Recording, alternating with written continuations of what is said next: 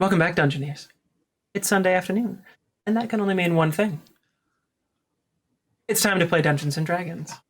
You're watching Dice and Dungeons, and we're at the table with... I am David Wong. I'm playing Nines, the Tabaxi Bard.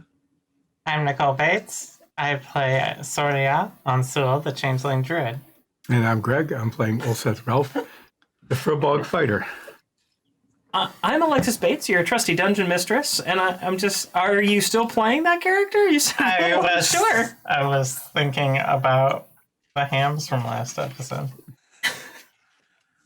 And you were just like, am I a pig or am I a changeling? Wait, technically... I play Magdalene, the human wizard. I mean, at this point, you kind of do. You spend more time looking like Magdalene than looking like Soria. I think I've spent a total of like a minute in game. Looking like Soria? Yeah, I think so. This week we have just one sponsor with us. And that sponsor is our returning sponsor, Geekified. Geekified is a tabletop gaming store out of Vinton, Iowa. They can meet all of your tabletop role-playing game needs. They take online orders and can deliver products to your home, no matter where you are in the country. In fact, I just got this amazing book, Von Richton's Guide to Ravenloft, the brand new D&D supplement for 5th edition, updated from 2nd edition, Von Richton's Guide to Ravenloft. It is an amazingly cool book. It adds multiple new races and subclasses, including one of my old favorites, the Dampier, which are half-vampire creatures. And they are... they're a very interesting group to play because they often come back with some significant drawbacks to being partially vampiric. There are some really cool adventures in here. It's all horror themed, so it's 5 months away, basically. But some great stuff in here for Halloween if you're looking to run some special creepy campaigns. Very good book, and I encourage everyone to pick it up. When I last looked at Geekified's website, there are still a few copies left of the limited art cover, which is what I have, but you can get plenty of copies of the non-limited art cover if they do run out. And when you purchase that book, please use the link geekified.us/discount/dice and dungeons. That link's going to be posted in our chat on Twitch and in the YouTube description. Using it will get you 5% off your first order, and buying things through the link helps support the show, so it's a great way to entertain yourself, pick up some new source material, and brighten a friend's day, maybe. Thank you, Geekified, for your support, and thank you for anyone who shops through that link. Thank you. Thank you. Yeah, I am looking at all that stuff because it took USPS a little while to get it to me, but there's some really, really cool things, and I'm seeing some one-shot campaigns this fall running those modules. They look super duper fun. I love how they've done the Dark Lords and stuff in it. Yeah, the Dark Lords look super amazing. I could really spend like the whole session today just talking about that book because it's so good. I thought the last book they did, Candlekeep Mysteries, was amazing, and I feel like they've actually outdone themselves with this one. So I'm super excited. I can't wait for Halloween this year because I'm going to be playing these modules, and they're super creepy. I love it.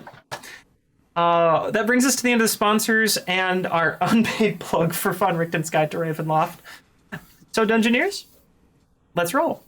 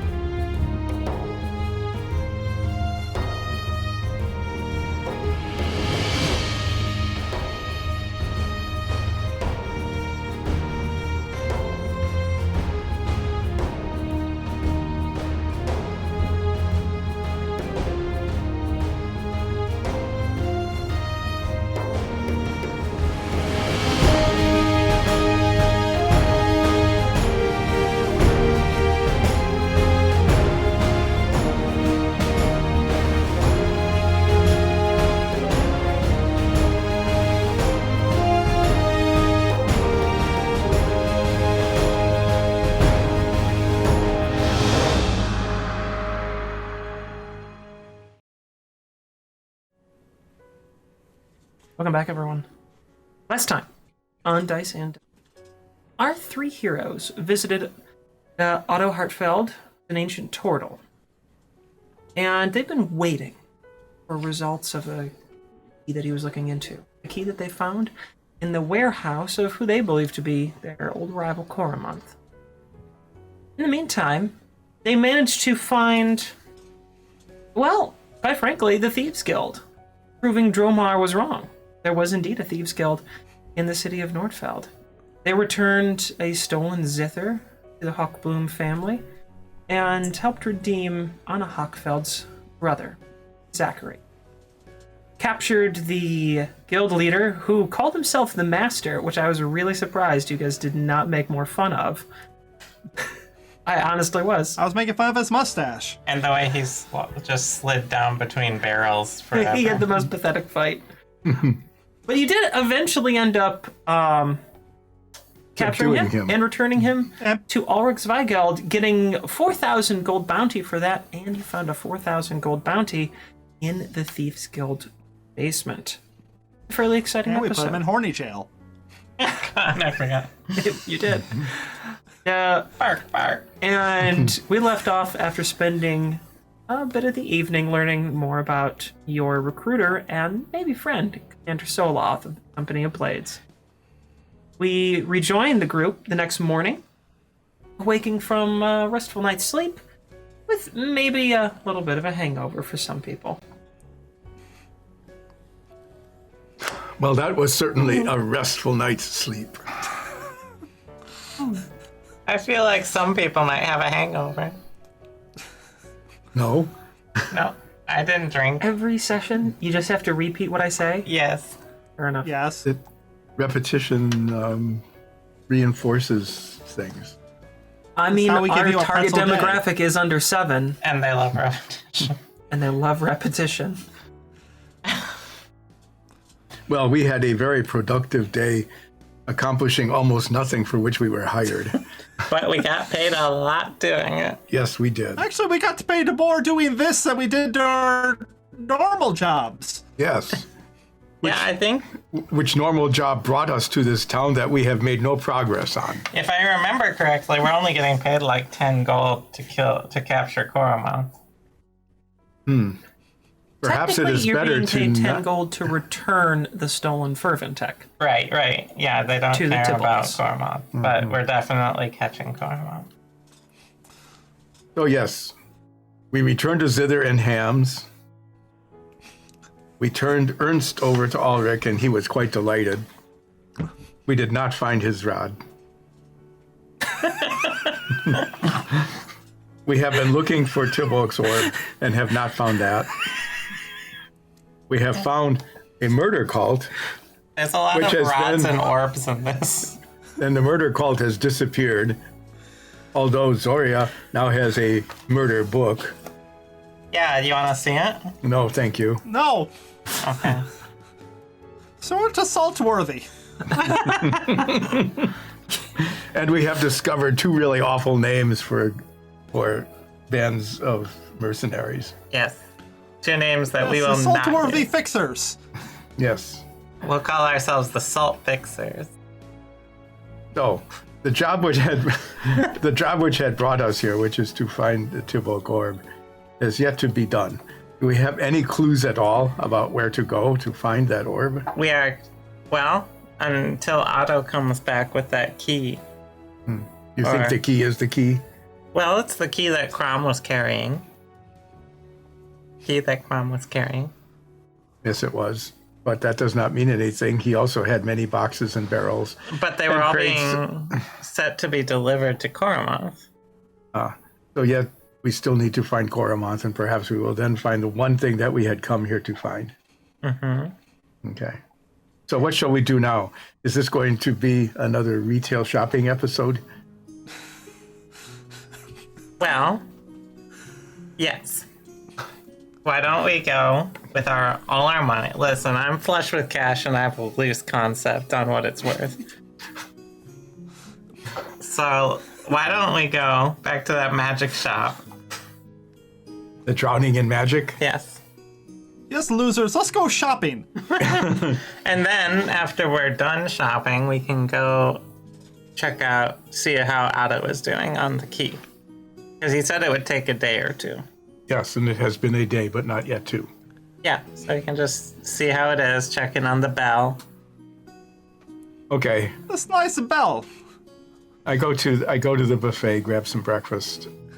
Yeah, I'll get some breakfast pretzels. You know, I've been Please really, tell me they have a whole ham. disappointed in the pretzels here lately. Some breakfast ham. Yeah, breakfast ham, breakfast biscuits. They don't have a whole ham out, but they do have, some warmed ham. Yeah. Well, we're all going to have gout shortly. Your diet lately has consisted of pretzels and very salty cured meats. And? Our blood pressure is just really high, that's all. Okay. I have a lot of medicine skill. That's our fantasy diet for the over 70 audience. Okay.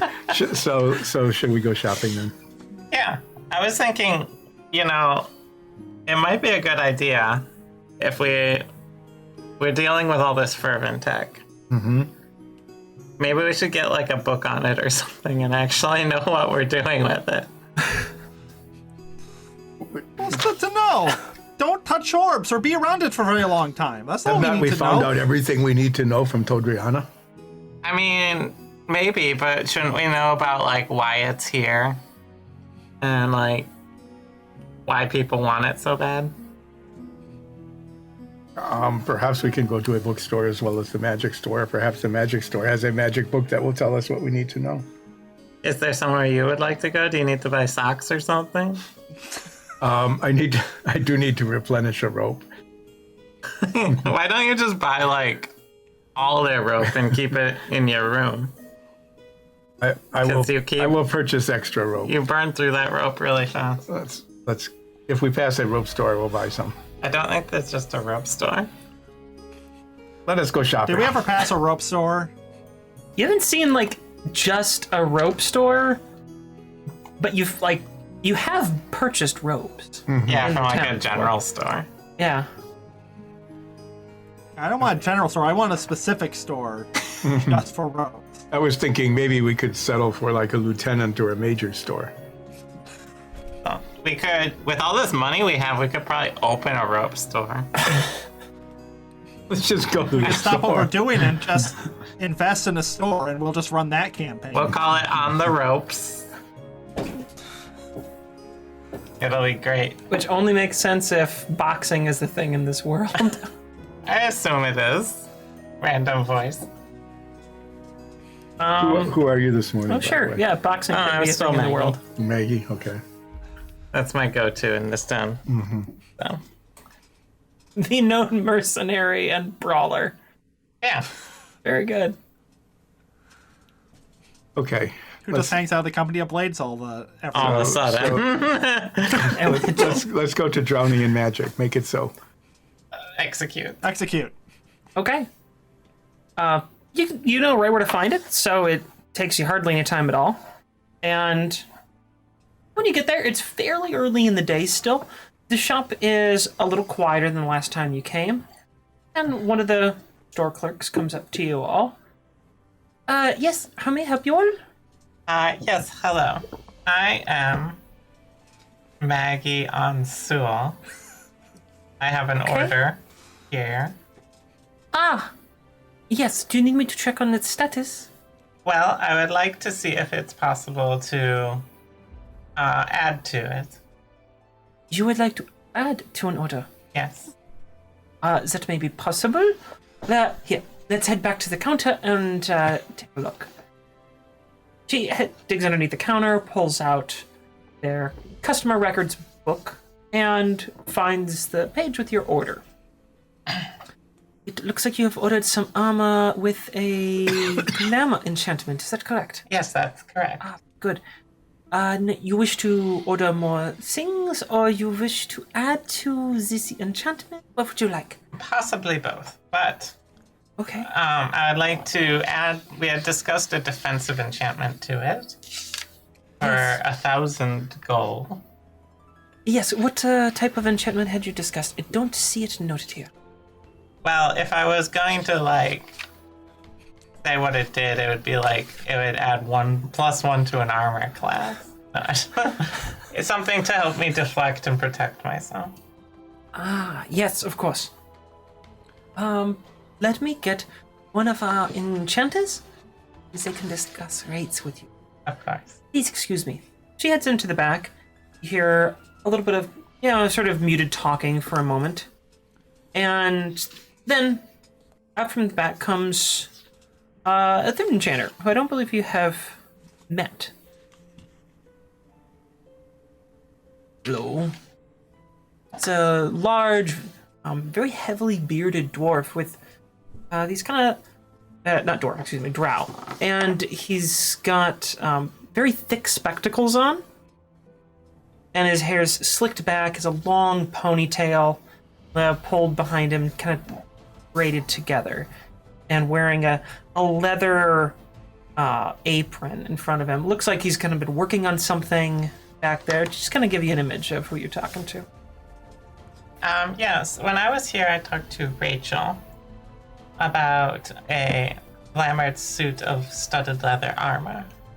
Yes? And I was wondering if I could add on to that and make it more protective so that I hopefully don't get as beat up in combat as I have. Yeah. I believe that would cost 1,000 gold typically, is what we charge for enchantments of that nature. Yes, I would be happy to pay that. Very good. Anything else you need? Would it be possible to rush the order a little bit? Rushed orders turn out bad. Fair enough. We give a time for the product to be done. It is done at that time. All right.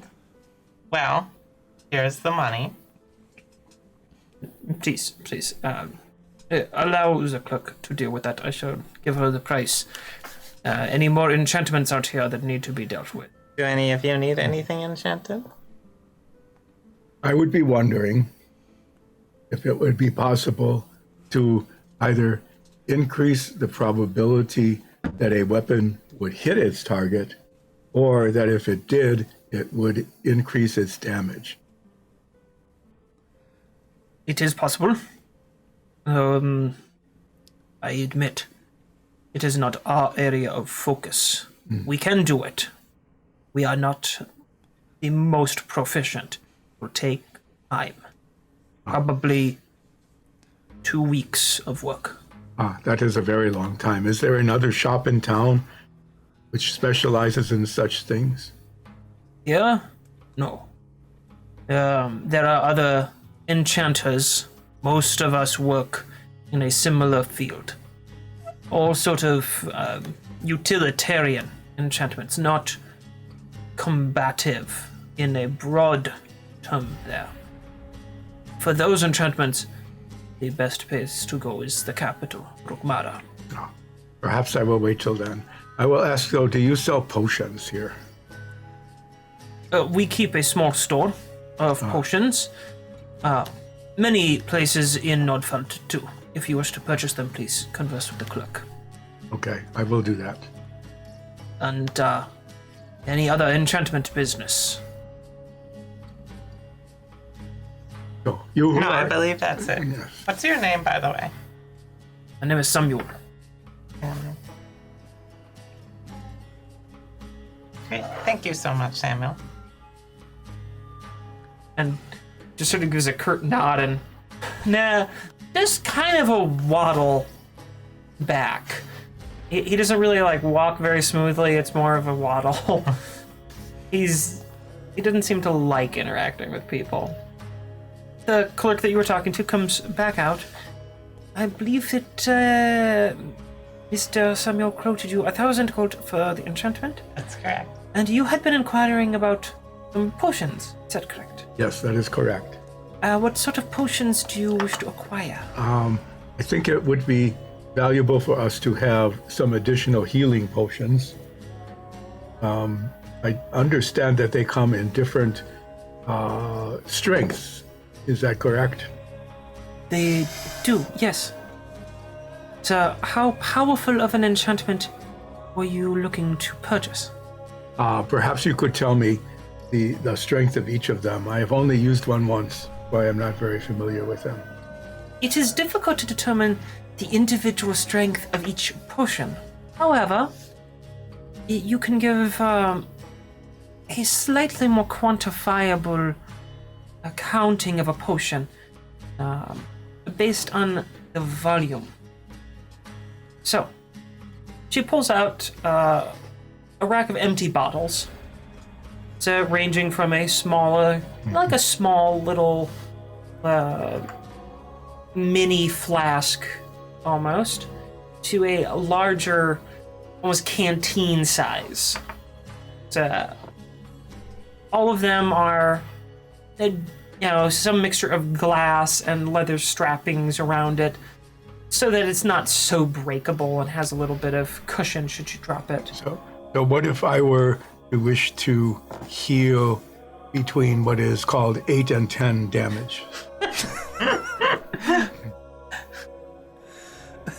You would be, you would most be well served by the modest size down here, pointing to the smallest bottle.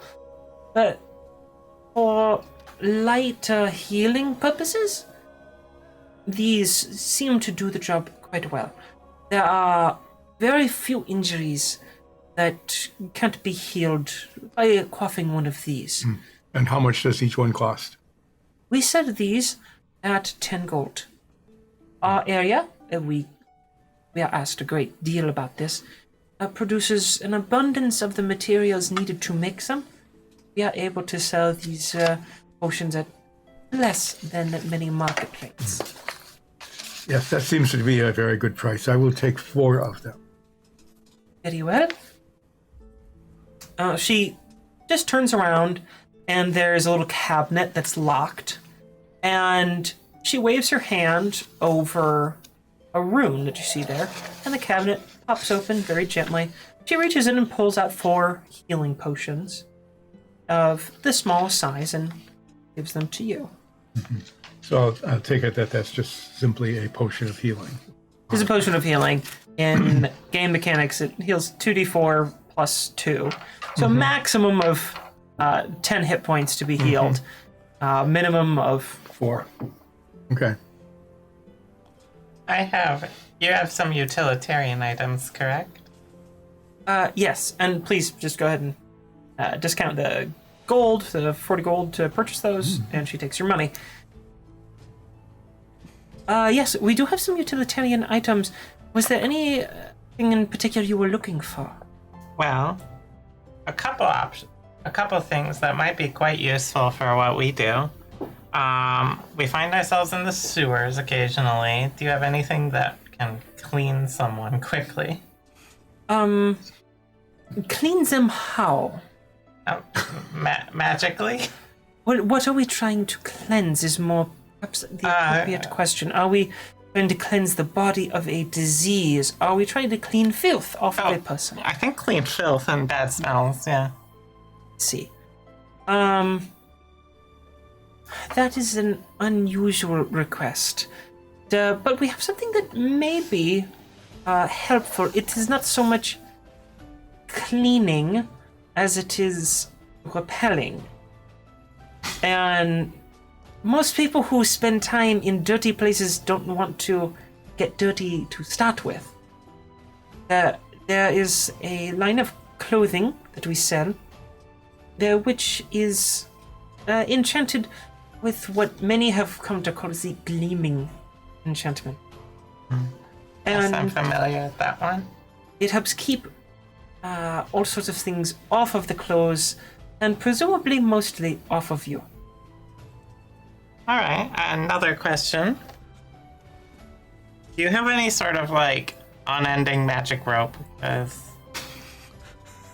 Unending magic rope? Like a magic rope that just, it's like a coil of rope. I don't know.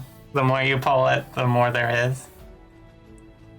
Because I'm not sure. My friend here goes through a lot of rope. It's not an His item hobbies. that we keep in stock, but if you wish, I could ask. Are you interested? That may be very useful. If you have that information when we return, I will ask about it. All right, very well. I shall inquire if that is an enchantment that is possible. You had mentioned that you have potions that, or something that will cleanse a disease. Yes, those can be created. We keep a few in stock, as they're not the highest in demand. That may be helpful because one day I was a wererat almost the entire day, and it would have been good if I could have cured myself of that.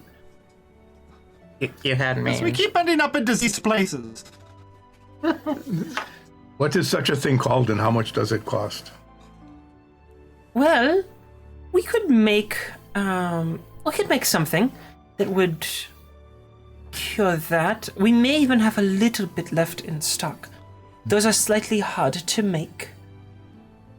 The ingredients for that, there are some around here, but we usually have to import it for those specialty cases.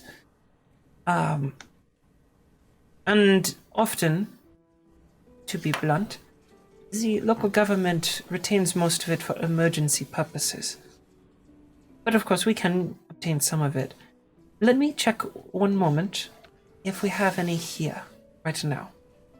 She goes and kind of looks around in some of the lower cabinets, still behind the counter, just opening up these locked cabinets, looking inside, and she looks through 2 or 3 and then finds a couple of bottles that are closer to the canteen size, but not quite that large, a little smaller than that, and pulls them out and says, I believe that these should cure almost any disease that you run into. They are a more, well, how would you say, premium product. Yes. That means These run 150 gold apiece. Each. And must one imbibe the entire contents to be cured of a disease? That is highly recommended. It is similar to medication. When prescribed medication, one should always take everything that you are prescribed. And what is this thing called? We simply call it elixir of health. I will take 2 of them. And that will be, what, 300 gold? Yes. She puts them on the table. Would you like these wrapped or put in a bag or anything? You have now 6 potions. If you could wrap them in such a way that they would not break, that would be most appreciated. I believe I have something. And she pulls out a little satchel that has like, well, if you've ever seen like a wine bottle bag that has little sleeves for each of them, it's kind of like that. And she just slides each one into this little mildly padded pouch. Okay. And I hand her 30 platinum. Thank you very much. Is there anything else that you wish to inquire about? I have no idea if this is a thing, but do you have any sort of thing that can protect someone from fervent energy? Because we also run into that a lot. I have Yes, let's heard. continue telling them life story. Yeah. I have You heard wouldn't of believe these. it. We took out the Thieves Guild. Oh my! Yeah, what's that guy's name again? Ernst? The master guy. Ernst? Yeah. Ernst, yeah. That sounds very frightening. Yeah, we It had wasn't. him. We had him over a barrel. I believe it was more like, no, that is fine. It was almost under a barrel. But yes, for something to protect against fervent energy, since that seems to be a ongoing concern. I am aware that those sorts of enchantments do exist. However, it's not something that I have seen us specialize in here. Usually people who specialize in working with fervent technology and protections against its potential dangers. They are part of the Fervent Guard. That makes sense. I can inquire with the owners if they have any ability to create such an enchantment. Yeah, why don't you just let us know next time we're back? Of course, I shall do so. You finished looking for your utility items, or were there more things you wanted to ask about? Nines, do you wish to ask about discounted merchandise? I don't know if they've restocked it since then, but... We do not currently have any discounted merchandise. So we've recently sold a pair of shoes that are either a normal size or very large, and nothing in between. Now, I don't know who purchased it, but they had been here for many years. The person who purchased it had been here for many years. No, the shoes had. Oh, I was just wondering if you have equipment that you just have in stock. I like instant gratification. Yes, of course, I understand. We do keep several things, although, looking at your backpack, I noticed that you are using the self-heating pen that we produce. Yeah, it's great. It keeps my boulette egg warm. How odd. You have... Oh yes, you do have a bullet egg. That is, dangerous? Yes? Terrifying. It's fine, yeah. Please be careful, madame. She want to be. We have several things that we specialize in our store. Very popular. As you already know, the self-heating pan. There's also a stone of hiding. Very popular with the homeowners in the countryside, outside the city. And she gestures over to a corner of the shop where there's a brightly painted sign that says Stone of Hiding over a large boulder. And she walks over there. Now, Is it hollow? now this boulder God. is very heavy. Please come, try to lift it and move. Oh, I'll I try easily that. lift it. It's very heavy. And, I'm gonna try and lift it. okay, Don't forget to give yourself guidance. Nope, I didn't. 7. you can't lift it. Would you have a That's strength pretty line? heavy. What? It's very heavy.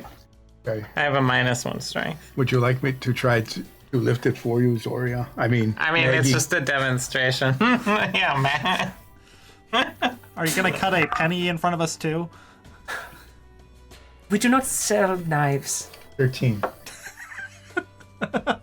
13 total. Yeah. You cannot lift it. It is quite heavy. You both feel very confident that this is a genuinely very heavy stone. I'm very confident this is a genuinely heavy stone. I have found it to be surprisingly heavy. But now, and she gestures to a small pocket that you hadn't really noticed before. It just looks like an indent on the rock face. And she draws this sort of wavy rune on there, and it glows for a moment as she's touching it, then fades. Now it is much lighter. And she reaches down with one hand and lifts the rock up. And then gives it a little toss in the air, and it slowly falls down. You can try it yourself if you desire. This stone is quite useful for homeowners to deter people where they wish to hide something valuable, or perhaps a spare key to enter their domicile. Of course, the homeowner, anyone who wishes to use this, is the only one who knows the rune. You design it yourself, and then you simply set it on top of whatever you wish to guard. What if you make it heavy when it's over someone? So that would be quite dangerous. But you have to carry around a boulder, Yeah. even if it's light, right? It doesn't like get small or anything. No, it does not change size. Right. You do not have a boulder like the shoes. No. No, How would this you knock is... two giant boulders together? And the enchantment slight. is only active momentarily. And she gestures now to the rune, which has started to like kind of flash red slowly. So it's and only then, light for. and then it stops. And now it is heavy again. Now what you should do is make little rocks that when you shoot them out of a sling, turn into giant boulders in midair. That would be very effective and also very dangerous. Yeah. And very, I imagine, challenging to accomplish that level of magic. Well, the boulder is most impressive. However, it is much too bulky to be carrying with us. Now, there is another item. Feeling the chance to perhaps upsell you on Oh something. yeah, we're flush with cash and don't have a good concept of how much it's worth. How interesting! Especially 9s. Now, we do have what we call the never-ending keg of mead, which is a rather self-descriptive title, but most of the people interested in it didn't pay attention when it was a more interesting name, so we went with blunt and straightforward.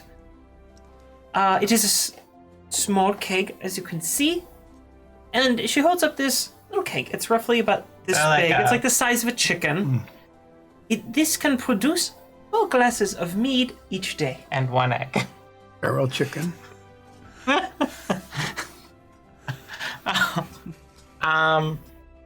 So there's never-ending mead, but not never-ending rope, is what I'm hearing. Yes. Well, that is most amusing as well.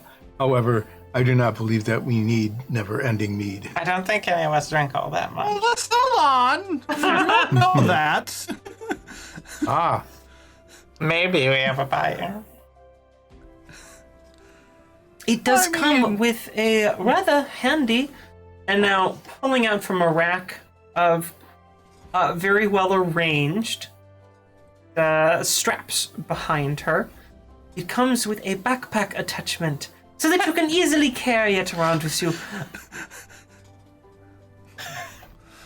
Well, that's nice and all, but if you're getting something that gives endless mead, do you at least have a glass or a growler that goes with it? Or a Maybe stein. something customized? Like A stein with my name on it, maybe? To sweeten the deal? Well, for an extra 20 gold more, we do have this handsome set now, pulling out a set of sort of wood lined but made of what seems to be a well-smithed piece of copper. These are well custom made for our shop. The steins that we will include for an extra 25 gold. you had said 20. Had I? Oh, that was for a backpack. No, that was for only additional 20 more Was- gold.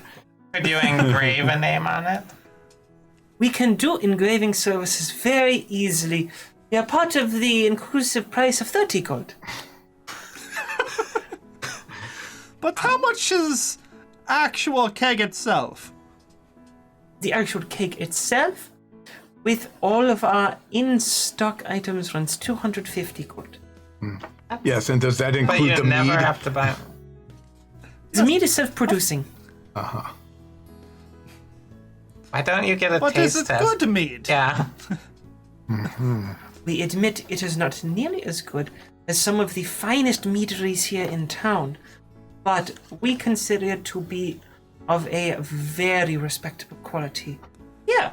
And she goes over. There's a whole line of them sort of installed into the wall, and she pulls a glass for you and hands it to you. Please, have a sample. I will. What does it taste like? Has Nines had a lot of mead in his life? I think the last time I had mead was the really good mead at the The when we were saddest scoping pony out. or something. No, when we were checking out the crime scene. Oh, We have some then. yeah, at that's the right. Tivok estate. You did. The Tibuk meadery is pretty darn famous. It's one of the better meaderies in the area, always competing for the designation as the best. It's not as good as that. However, it does have a very nice, mellow, honeyed, warm sort of burn as it goes down your throat, and a little hint of smoke to it. So it's a pretty good mead, an interesting flavor combination, and there's a decent amount of floral element to it, but not nearly as much as, well, the Tipok Estate, which is just quite good. But if you're traveling around or just looking for something to, wet your throat, it's pretty respectable. Oh, I did spend about a month on wagon with you guys, and I definitely need a drink then. Now you are off Yes, the I will wagon, take huh? this. I was very thoroughly on the wagon. Now, would you like the backpack straps? They are included, but you do not have to take them if you do not want them. We don't Well, I want waste that. product. I'm not carrying it. Ah, very Are well. you arms. strapping it on Ulsa? If Also, if you want mead, you have to carry it for me. I will pass on that. Thank you. Do you do anything that just produces water endlessly? That sounds actually legitimately useful. the keg actually does have a seldom used water. Oh wow. How do you do that? Give me gold, and then I give you water. She flips over the keg, and there's a series of runes on the bottom. They're quite visible. They're basically made out of pressed pieces of iron and seem to have been then fire pressed into wood of the keg. Each of these runes produces roughly similar liquids. This one here, mead, most popular option. This one is water. This one is salt water. Some Well, that's people, for salt water. there are creatures that need salt water to survive. Or if one is cooking pasta. Yeah. And this last one will produce a type of vinegar. I mean, So, does this mean this is upgradable? It is not intended to be, however, in theory, you could upgrade it, yes. It will produce 4 glasses of one of those liquids per day. Once it starts producing the liquid, that is the liquid for the day. So it is not truly endless if it is only 4 glasses a day. well, it's endless. It has a limit per day, but each day it can produce that amount without ever being recharged. Wow, 9s. Well, I do want that, but I do want my name engraved on the stein. Yes, so that would raise the price to a total of 280 gold. 280? I can give you 270. I could believe I could go as low as 275. That's Okay, it. but you have to throw in health potion.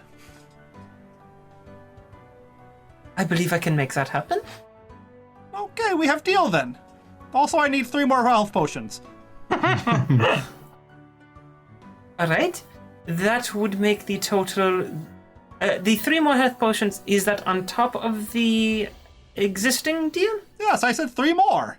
Just making a sure total that of I 4 understood potions. correctly.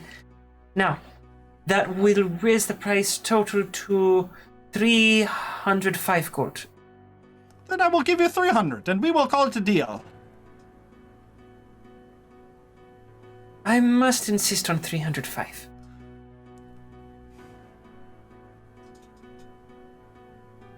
Fine. Very well. I have found I that give- Nines is an incredibly tough bargainer. We do have several lines of glasses to choose from. Which one would you like? Each of them are the same kind of copper-made stein, but they have different woods on the outside. You have a whole selection of different wood colors, so whatever type of description you want to apply to the color of the wood on the exterior of your glasses, feel free to do so.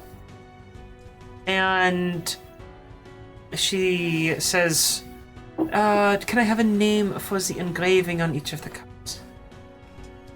Just 9s. And then just put +1 on the other ones. Very well. I thought there's more than one cup. Wow. Yeah, would you mind signing this paper? It's just a sheet of paper, there's nothing on it. We use this as a basis for the engraving onto the cups. As you sign it, blood I will do a runes signing appear check. on them. You don't have to, but okay. I'll add my dexterity modifier to that, so I got an 11. So it's just a It's okay a fine signature. signature. Yeah, I mean, it's one of your typical signatures. When you finish signing, she lays the piece of paper over the bottom of the cup and then grabs a wand, taps it several times, and then the paper sort of glows for a moment with this bright white light and then bursts into flames. A little poof. And what remains is a very nice engraving of your exact signature on the bottom of that glass. So she repeats the process with the +1 on each of the others. How much for the wand of forgery? We are not allowed to sell this item. The one time we needed a rogue to come in here later. We don't have a rogue anymore, don't worry. Yeah. And the Thieves Guild's gone. How reassuring. Do you have any other items that you like selling to us? What sort of items are you looking for? Well, you were telling us some of the most popular stuff. Are there any other things that are popular? Well, as I have explained, most of our in-stock items are utilitarian purposes. So we have some very deep woods gear. For example, she leads you over to what we might recognize as basically a camping section. This little rod, and it's a pretty unassuming metal rod that comes to a tapered point on one end, and then it's just flat on the top of the other. This, when activated, and she presses what you didn't realize was a button on the top, can be placed in the ground, and it will repel bugs so that you can sleep peacefully at night. A very simple but useful tool for mostly the logging crews. There's a healthy timber industry in the area, and many of them prefer to have this when they are out on logging expeditions. Many adventurers also find the convenience of it to be quite nice. How much is a bug repelling stick? Each bug repelling stick will repel bugs in a 10-meter radius around, and they cost 45 gold each. But they're good forever? That is correct, unless they are broken in a violent manner, such as being crushed, melted, smashed, any of those sorts of things with extreme force, which is very unlikely, but possible. That is more than Use that an was extended warranty. What is a warranty? If we break it, you just replace it. We do not have that. Oh. That is 3 times more than your screaming stick, Nines.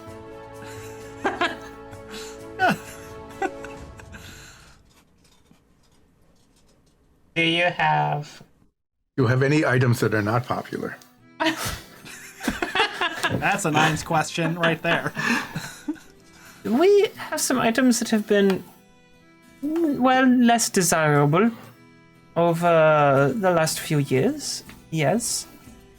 For example, we have a series of lecterns that will read a book for you. They can read in any language. Do they like just read it and they're like, I read it, and they don't tell you what's in it? No, they will read you the material that you place on it. They can read in any language and translate it to any other language. Any language at all? As far as I know, You should I'm going get to do it that. and then write down Gratstone Bunny. No, I'm going to get a test. I'm just going to write down. Oh, that makes sense. I wish to write something down to see if this will in fact do what you say. yes, I believe that is fine. Okay. I write Gratz Dun Balim on a sample paper and say,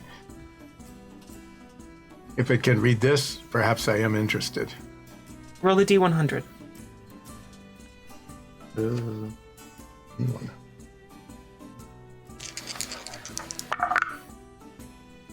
67. When you place the paper down, the lectern has a little pulse of light that flashes out from the bottom. And it takes a moment, and you see the paper that you place glow briefly. A flash of light crosses the surface of it. You then hear a voice in your head. No one else can hear this, but you do. What language would you like? Landrian? Yeah. Comerian. I understand that. The translation of this is hard to decipher. I believe the word is spelled somewhat incorrectly. However, it seems to translate to the Great Darkness. The Great Darkness. Yes.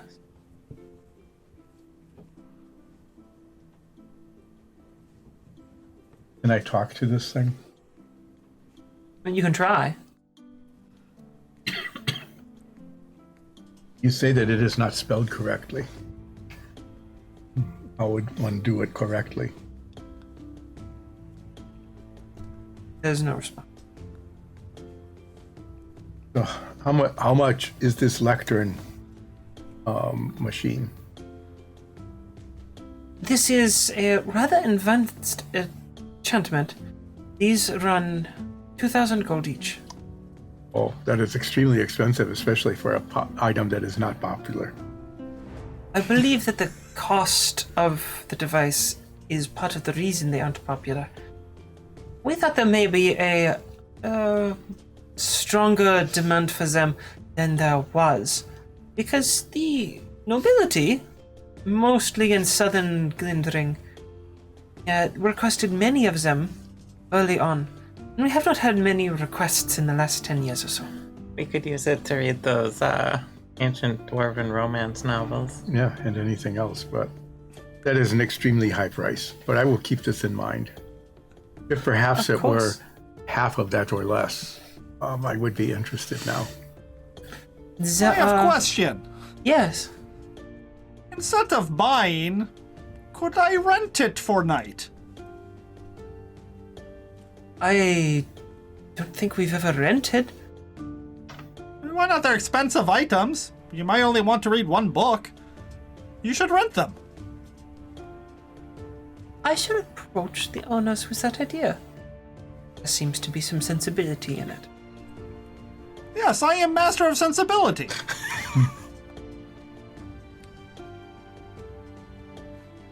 Is there anything else that I can help you find? Do you wish to see other items in the store? Have me... If you have anything else. is there an area of interest that I might be able to show you? Anything with nature magic? Nature magic. Well, We do have a couple of things. We sell a modest number of these. They are popular as she leads you over to basically some interior shelves and a small aisle in the store. There are some staves that we produce, which act as a growth encouragers, a fertilizer, if you will. They encourage the rapid growth and large growth of plants. If you place them in the ground, radiate the energies. They can be used once per day and simply need to be laid in the ground for 10 minutes. How quick is this growth? It depends on the plant, but usually we see a 70 to 80% increase in growth speed.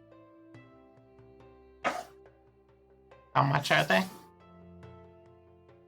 This one here, and she holds up one of several models that they have. This one is intended to, well, I should say its properties are tailored specifically to floral sorts of. So your flowers, such as tulips or a crocus, they prefer the types of energy from this one.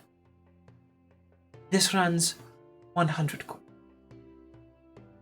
For more industrial crops, we increase the strength of the enchantment because usually they need to reach much farther.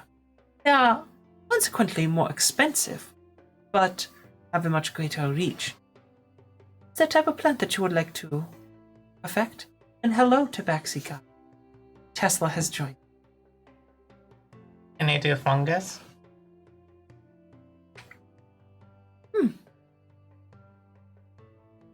They are not designed for fungus, however, I'm sure that we could further enhance one of them to impact fungi.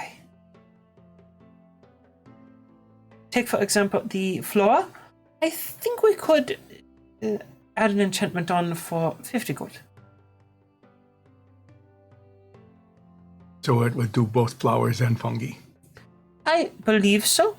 We've had several customers request items of that nature in the past, and usually the increase is proportional to the range of effect.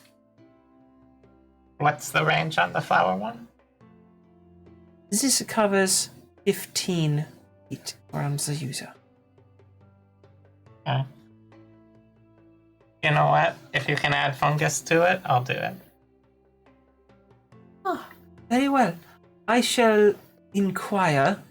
Is this a purchase you wish to make today, or one you wish to contemplate as some of your other inquiries? If they're able to do it, have it added to my current order. Oh, very well. She grabs a stave and heads to the back real quick. She's back there a moment or two later. I got some giant mushroom spores that I'm looking to cultivate. Never fails. The Tabaxi god graces us with his presence. She returns after a few minutes. I like your shop, cat. Yes, of course, the shop cat. She looks at another clerk who's just like, Do you have When any? did you get cat?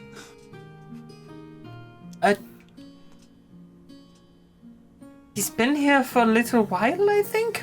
The other shop clerk What is is like, cat's name?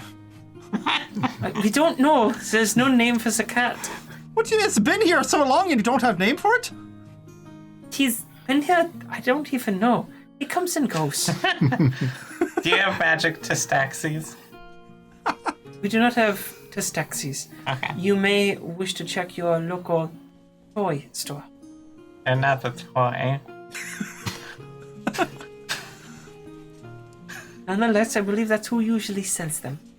They're collectibles. Of course. I think Well, I'm good. I am done. Yeah. Then here, If you would not mind providing payment in full, the items you ordered, we have added the enchantment for your armor requirements. So 1,000 gold. And the total cost of enchanting for fungi was slightly more than my estimate. It is 65 gold for that enchantment. That's 165. That's correct. That's fine. She'll pay 160. I think 150. Yes, If one gives an 165. estimate, one should stick by it. Thank you. One should stand by one's word instead of So I upcharging. paid. What are we doing now? She We're talking returns about with a how receipt for paid- you and says, "Thank you very much for shopping. If there's anything else that you are looking for, please don't hesitate to ask."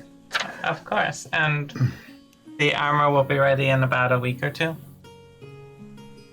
I believe that we should have it by the end of this week. Great. It's currently Tuesday, which would mean the end of Friday or Saturday.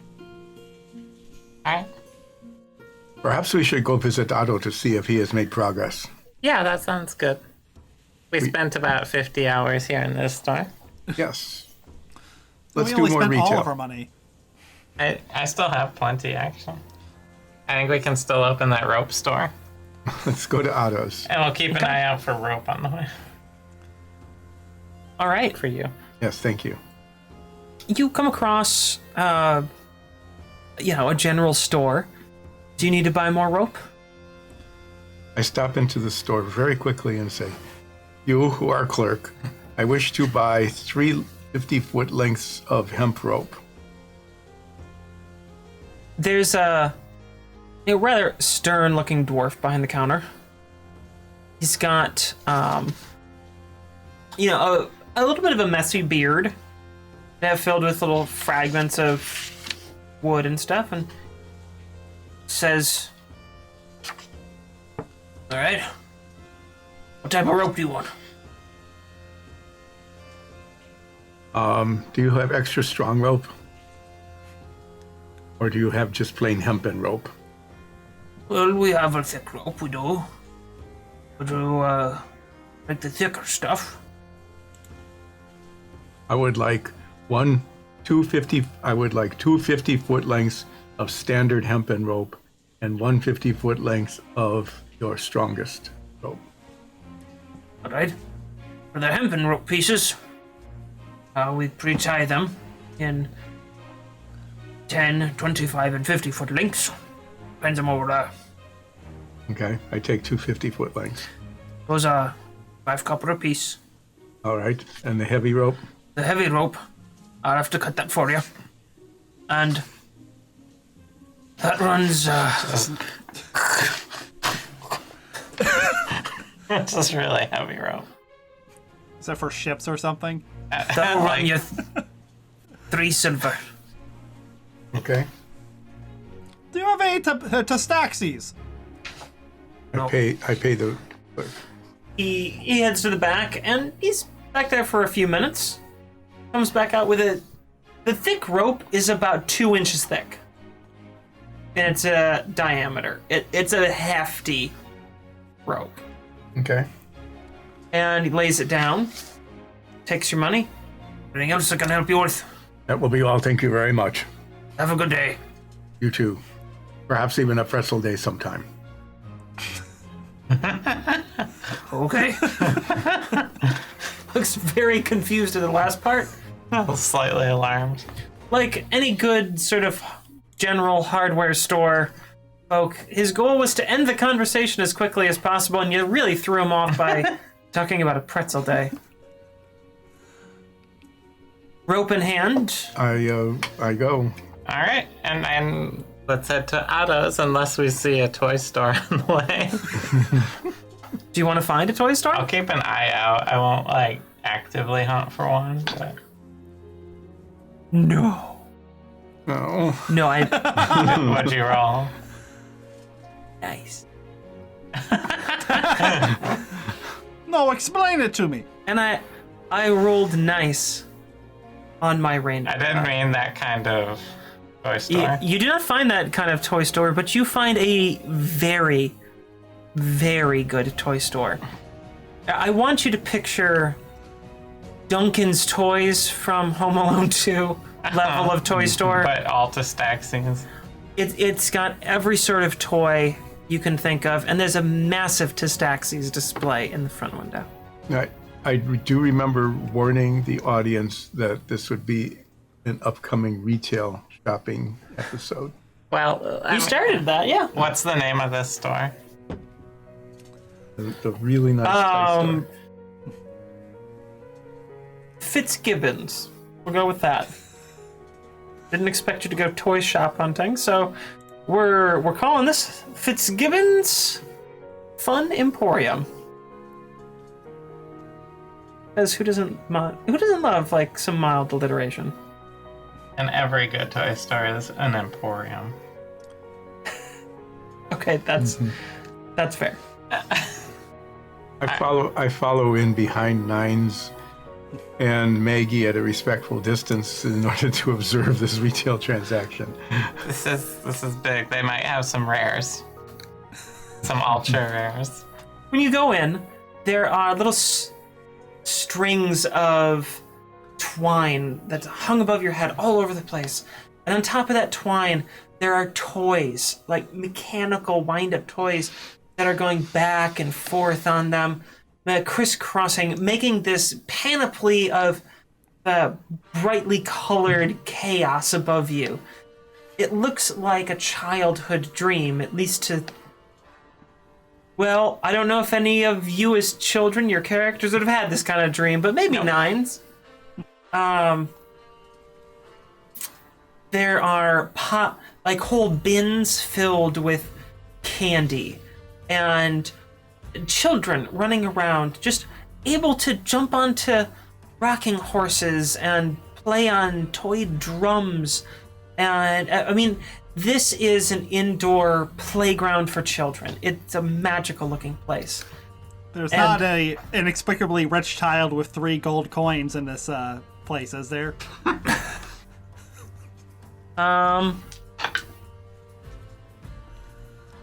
Make a perception check. Oh, that one's actually pretty good. That is a 21. You see a kid that looks like maybe you recognize them. You're not 100% sure. Wandering around with a group of other children. They all look a little rough, but they're just grabbing stuff off the shelves. And there's this guy who looks like he works there and just kind of following them around with a cart. And they're just tossing stuff in the cart.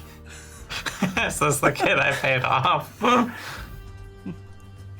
You gave that kid like $1,000 equivalent currency. Yeah. And this might be him. You never know.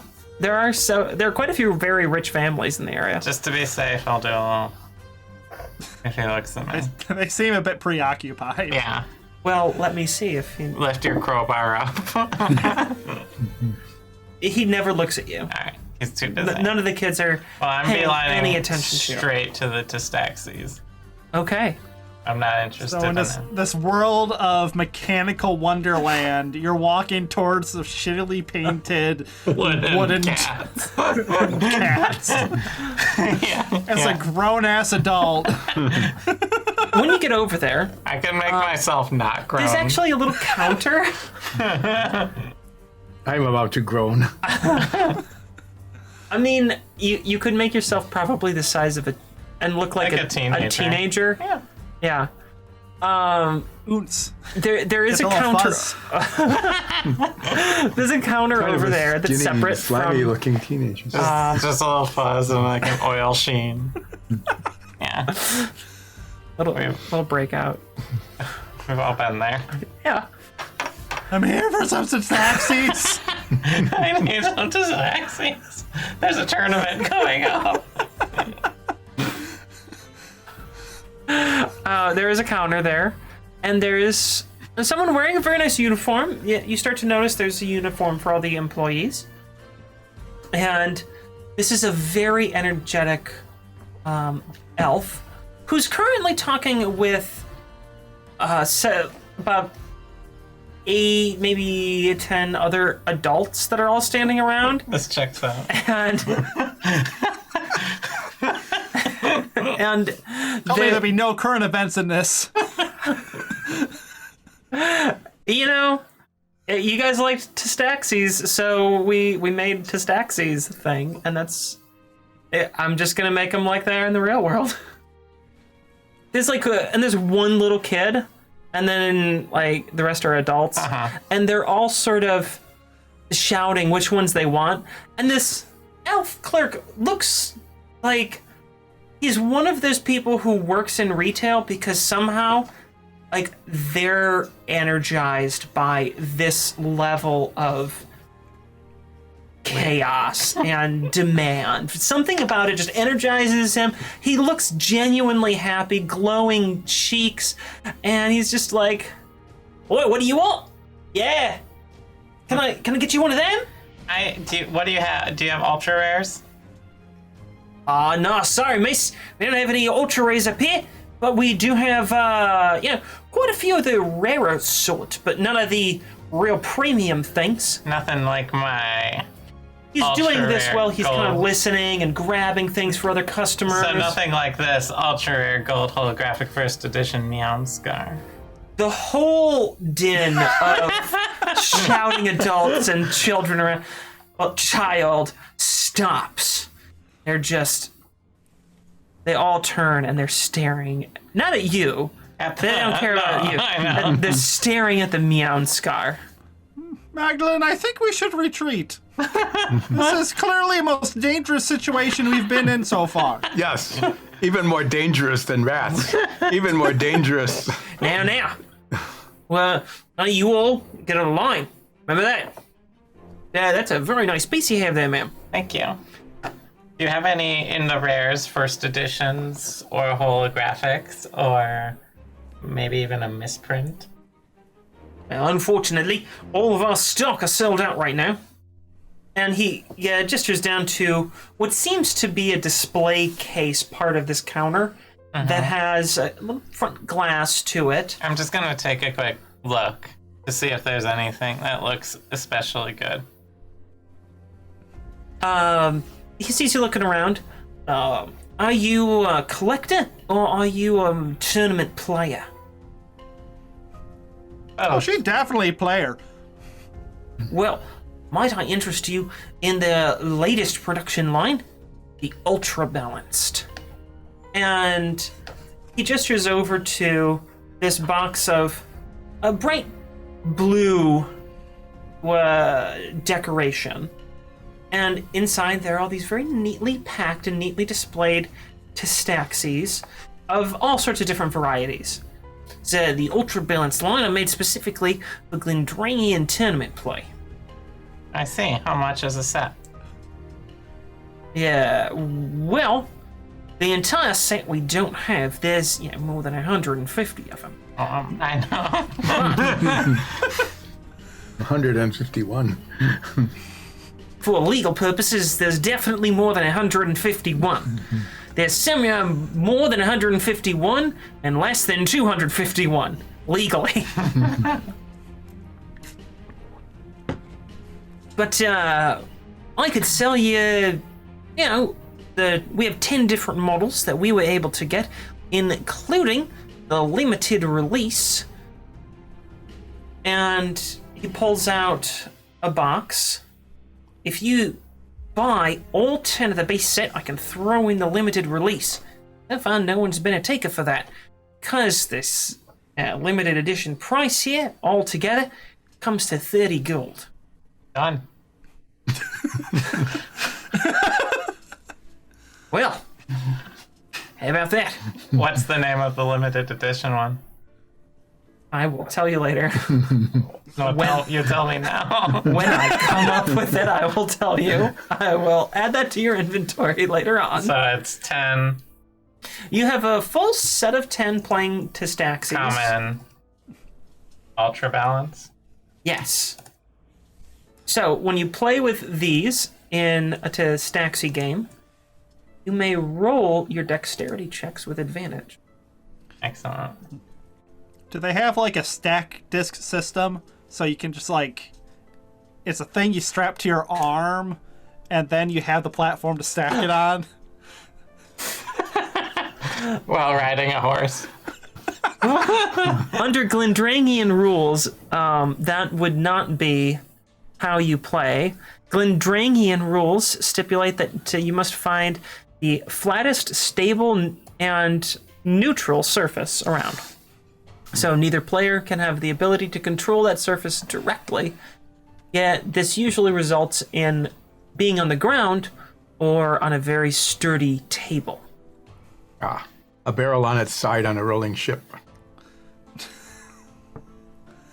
I will ask the other people here if any of them have any ultra rares that they're willing to trade or sell. All of the adults look away, and the little... I'm not gonna fleece a kid. Okay. You could just give them the actual price of it. You're already used to giving children too much money. That's fair. The little kid.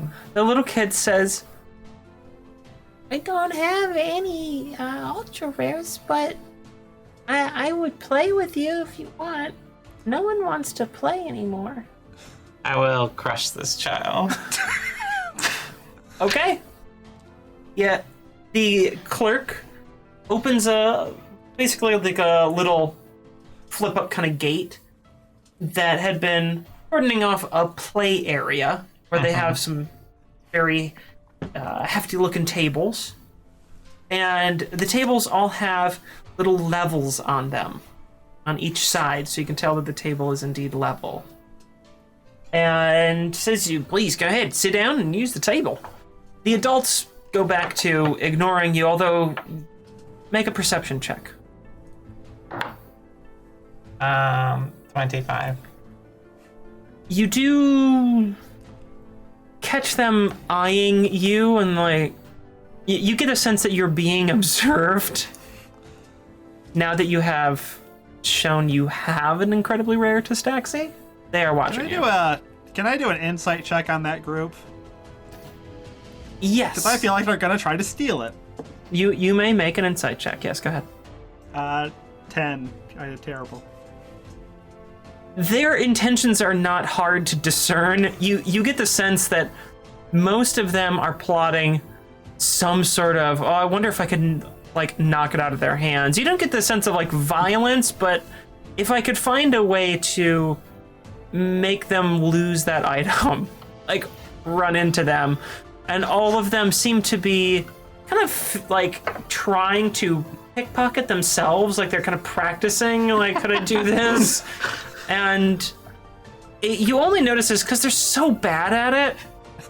This behavior is just, clearly this is not what they are used to doing, and it's easy to tell. And after being around Dromar for a while, you're aware of the more thieving behaviors. Nines. Olsef, Yes? can you go mildly threaten them to go away? I would be most With your happy to do weapons? that if you believe that they would pose a threat to Magdalene. Yes, I would do that. You Yes, they are going to pose a threat to who are Maggie's. you who collection are of adults Tabaxis. standing about the Stataxi counter. They kind of look over at you. They're not paying too much attention, but they are looking at you. It would be in everyone's interest, especially yours, if you would keep your distance away from the taxi player. Make a persuasion check. Oh, good. Since you don't seem to be Actively threatening. threatening them. That would be 16. They mostly seem to get the message that you would stop any sort of malfeasance. That they look at your sword, and see. Okay. That they are ready.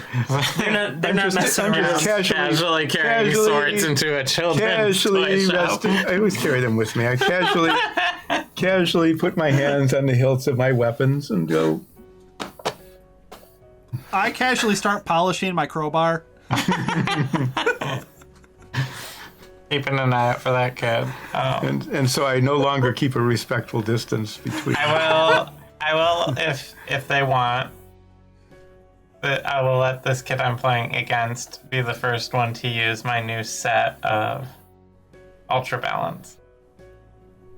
Just axing. You're letting the kid use it, you said? If they want. The kid looks at you and goes, "No, thanks. I've got my own set, and I believe in them." Oh no. The heart of it's just axing. And Does this kid have any jewelry on by any chance? make a perception check. Like some sort of puzzle, giant blingy puzzle. Like giant pyramid on his chest? Or a ring with an ancient thief inside of it. Ancient Thieves Guild. Number 16. You don't notice any, ominous jewelry. Is this a... Olsef, you should detect magic on the kid. What gender is the kid? I should waste that. The kid you think is probably a little girl, but they're kind of androgynous. Not sure. I cast Detect Magic on this taxi set that this kid is going to be using. Since your Detect Magic just sort of works in the area around you, Yeah. you do detect some magic. It's mostly emanating from some of the toys, and it's all very weak illusionary enchantments. I'm focusing on her set. You don't sense anything magical from the child's set of Testaxis, the child selves, any of this. But there are some magic toys around that you do sense. All right, let's do this. Okay. Guidance. Round one. That's the stacks. I will be casting guidance on myself continually throughout this. All right. To remind you, you're making a dexterity check, and the difficulty increases with each layer. I know how to stack this. Okay, well that was for the viewers, though. There we go. And I You have get to explain advantage every with my move. You do too get bad. advantage, yeah. Yeah, we should do a visual of this. Nat 20 Okay. plus 3. Then you of course have your base Testaxi, which you just place there. Turn one, you both successfully place your first Testaxi. Wow, child, that was fantastic move. I used Bardic Inspiration on child. Dropped my die. You use Bardic Inspiration on the child. Okay. Sure, gotta keep it interesting. Someone has advantage on all their rolls. I think the kid does too. Do they? They said they had their own set. They said they had their own balance set. They are not the Ultra Ultra Balance. I see. At least not that you can tell. They don't Right. look like yours. 19. You also place, you both place, I should say, your third Testaxi. Okay, round 3. It's, 12. You place this one, and I'm going to let you make a dexterity saving throw to see if you catch it, because it's falling. 19. You just barely managed to save this Testaxi as you place it, and you can try again.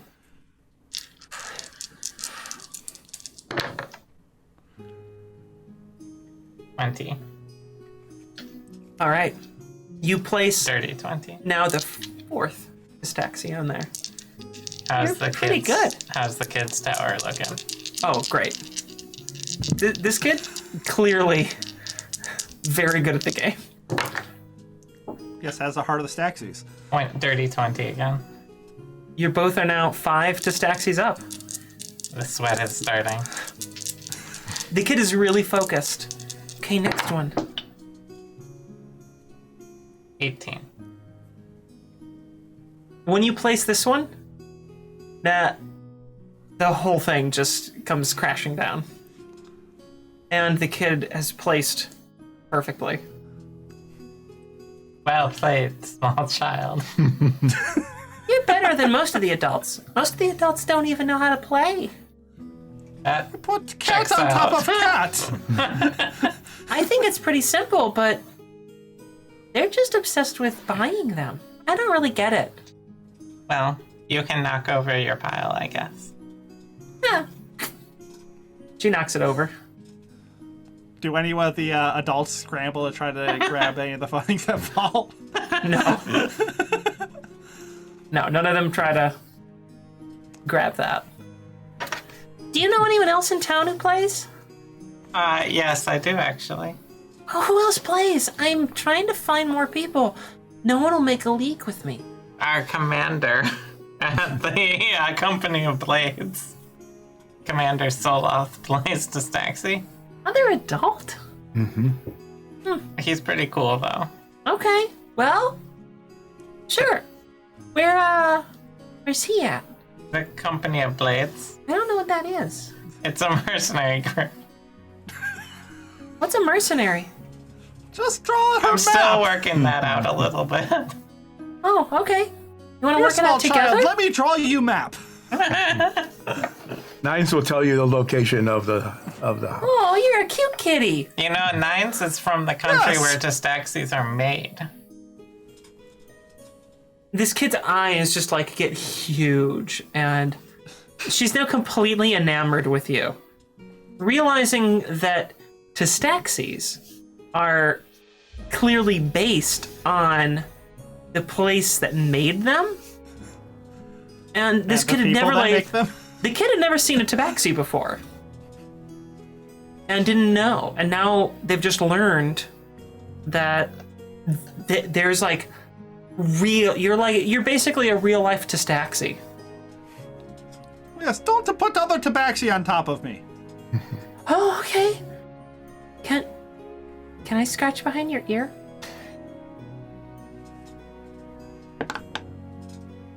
Yes. And I lean down. They Get to behind the earring. It's fresh. they scratch your ear, and it feels pretty good. I love kitties. Yes, don't call me that. Okay. What should I call I you? am cat. Mr. I am Cat? Big cat. Yes, I'm gonna call you Mr. Cat. And she pulls out a sticker and like puts it on you, and it says That's Mr. gonna- Cat. That's gonna pull fur out. It's on your Why jacket. did you have that? And the kid just goes skipping off. Oh, not behind my ear. Kids have a lot of stickers. That's just a rule. You get a lot of stickers for 3 gold. Speaking of 3 gold, the kid with the little like toy train parade is now checking out, and still not looking at you guys. Maybe we should go see Otto. We're wasting a lot of time here. I mean, we fleshed out Testaxi lore, so I don't think it's a waste of time. We go to Otto's. Make it so. We sent small child to see Soloff, so that's what I We give her vague directions. No, accurate map. Yes, accurate. Absolutely. Yes. Roll for that map. Why don't you make I'm not really how about a history check? How about performance? Since I have to perform the directions onto a page. If you know what they are. You know what? What I'll say is, why don't you make a wisdom check? Just a base wisdom check. To see if you can kind of recall how to get there. Oh, that's a 21. The map was pretty accurate. Wasn't bad. In fact, If it you- was so accurate, I included a note for the clerk to tell them that Soloff needs to meet this child. Solith would probably appreciate that, since you know that he's always looking for someone to play Tistaxis with. Except for me. Yes, we do know that now. Okay. We're This small heading. child beat you quite soundly, so I don't think Soloff wants to play against you yet. I only have a +1 dexterity. It makes it hard. I need to start playing based on, like, I need to switch up strategies to be, like, intelligence or wisdom based. You shall learn the ways of the Tistaxi. I'll need to find a Tistaxi trainer. Who knows? You might have just found one. Is she Nordfeld's gym leader? Maybe. When I was rolling for the kid, I legitimately rolled 6 different nat 20s. No. Honestly, No. this kid is broken. Let's get into a combat. She's used up all of her 20s. Clearly. Careful, she didn't need to use any of that bardic inspiration either. I apparently have Dromar's dice. Apparently. I bet we could even beat rats. Well, don't get ahead of Autos. yourself. Execute! Next, Otto. We're walking to Otto's right now. We're talking about this. When you just want to make sure you don't need to stop and get pretzels or anything along the way. No. Okay. No, we just had lunch or breakfast, whatever it was. It's probably getting time for lunch. When you Maybe even second breakfast. when you get to Otto's, it's a little past lunchtime. It's early afternoon. And The moon's just getting to the top. Oh, maybe Yeah. we should have stopped for pretzels. I'm getting hungry again. We'll do and it after the Otto's. shop is dark. Unlike last time where it's all lit up and quite welcoming looking, the windows are dark and the shop looks closed up. In the middle of the day. Last night. I go up to check the hours There are no by hours scratching. posted. By scratching on the door. Yes, I just scratch at the door. When you place your paw on the door, it swings inward. Soria, you're very good at unlocking doors now. You're not Thank even you. near door to open. Yeah, that was me. Is it dark inside? Yeah, there's no light emanating from inside. As you kind of guessed from the stained glass windows that were also not illuminated from the interior. I light my hooded lantern and walk in. I will also light a lamp. Okay. Make a perception check. Can I as well? Yeah, everyone make a perception check. Guide. Dirty 20. 23. 9. Nine for nines. Nines, you're a little, a little disconcerted by just pushing on the door and an opening. So you're kind of caught off guard, but the two of you take a little bit more of an alerted posture and perk up to some details. As you notice, passing through the doorway, the door frame looks as though it has been forced open. Is there a tune playing right now? On the bell. No. And when you, and since you asked, Nines, what you do notice after a moment is that the lovely little chiming bell that had hung above the door previously is now knocked into a corner in the hallway of the entry, and it's sort of making these gentle whimpering noises. It's a sad, sort of broken, whining version of its usual wonderful operatic chiming. I go over and pick up the bell. Do bell comforting. There, Belle. There, bell. And just hang on to it for the moment. Okay. When you pick it up, the bell stops its chiming and feels warm to the touch. Not hot, just warm.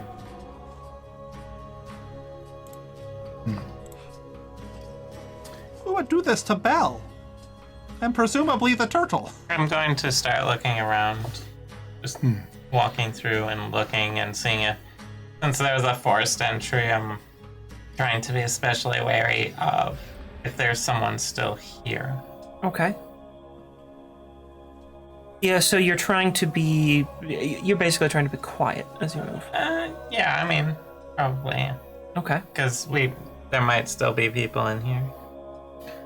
Go ahead and make a stealth check then. See how quiet you're able to be right now. 15. Not bad. You're remaining pretty quiet, sort of holding your breath a bit, regulating your breathing as best you can. When you get through the small entryway of the shop and into the round room that you have been in before, with all of the wood panel exterior to it, this is very clearly the scene of some disorder. But it doesn't look like someone's really had a brawl in here or something. It's mostly in shape. The chairs and the desk in the center of the room are where you last saw them, placed neatly around that table. Across the way, that hidden door that Otto had emerged through when you first met him is open just slightly. Well, Seth, perhaps you should go in first. I am willing to do that. I will very cautiously push open the door and take a look, see if I can find any signs of intrusion. Okay. Make are you all sort of looking around for things or okay. Mm-hmm. Then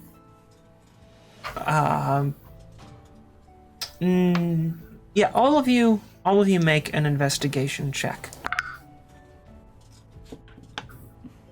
11. 5. 19.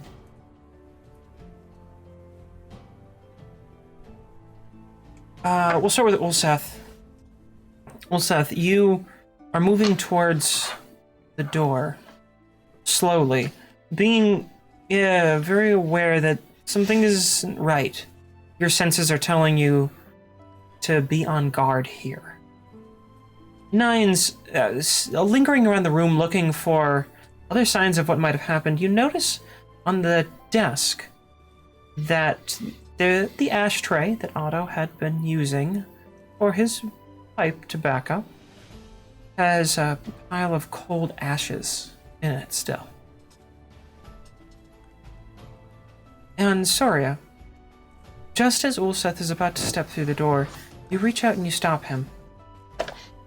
As you notice that on the ground, near the break in the wall for the doorway, there's little dribbles of blood. Little dribbles of blood. Oh, I see that. Where are they going? Through the door? Are they going into the room? Or out of the room? Can I tell? It's pretty hard to discern. It's just droplets of blood on the ground. They seem to be it looks like the door may have been open wider at one point and sort of closed over them a bit, as some of them are now slightly concealed by the door itself. Is it still wet? Yeah. Is it? It's not fully dry, but it's not fresh. It's cold. Does it smell like turtle soup? It doesn't smell like turtle soup. I'm trying to think. You probably would have made turtle soup at some point, living where you would. It doesn't smell like turtle soup. You don't know the smell of various different species' bloods to know what it is offhand. Well, either this is Otto's or his assailants. I draw on my offhand Dalashalar. Okay. And hold it at ready. Sure. Okay. Since it does more damage. Yes. Well, I'm also holding a lantern. I know. It's just easier to hold the small weapon at this point and proceed cautiously through the door. All right.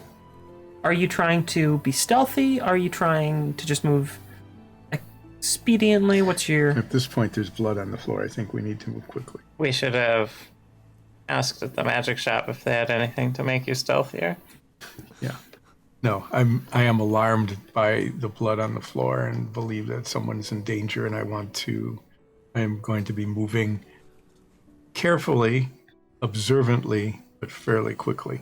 Well, I could maybe go in with something with dark vision, and it wouldn't alert them. If Are you there's someone concerned about inside. alerting them? I'm not concerned about right. alerting them. I'm more That's concerned fine. about Otto's safety right now. All right, let's head in. So either there's something there that needs to be confronted or there's not. Yeah. So I move in. When you move Just in case, guidance. the hidden door is really quite heavy, and it swings smoothly and quietly on its hinges, which seems to be, rather than traditional door hinges, more of a socket, a pole that it swings out on.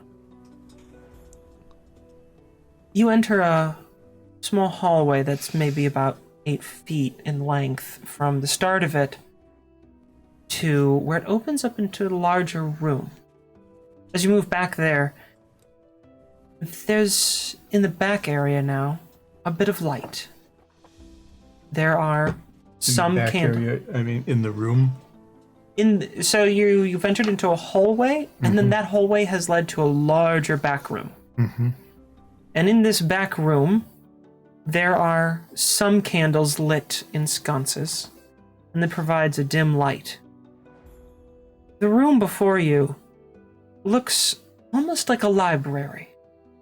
There's nearly a dozen rows of freestanding shelves that go from the floor to nearly touching the ceiling, and they run most of the length.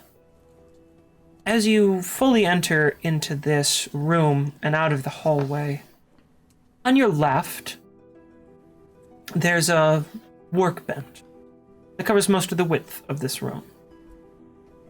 And continuing all the way down, the hall basically just becomes the wall of the room.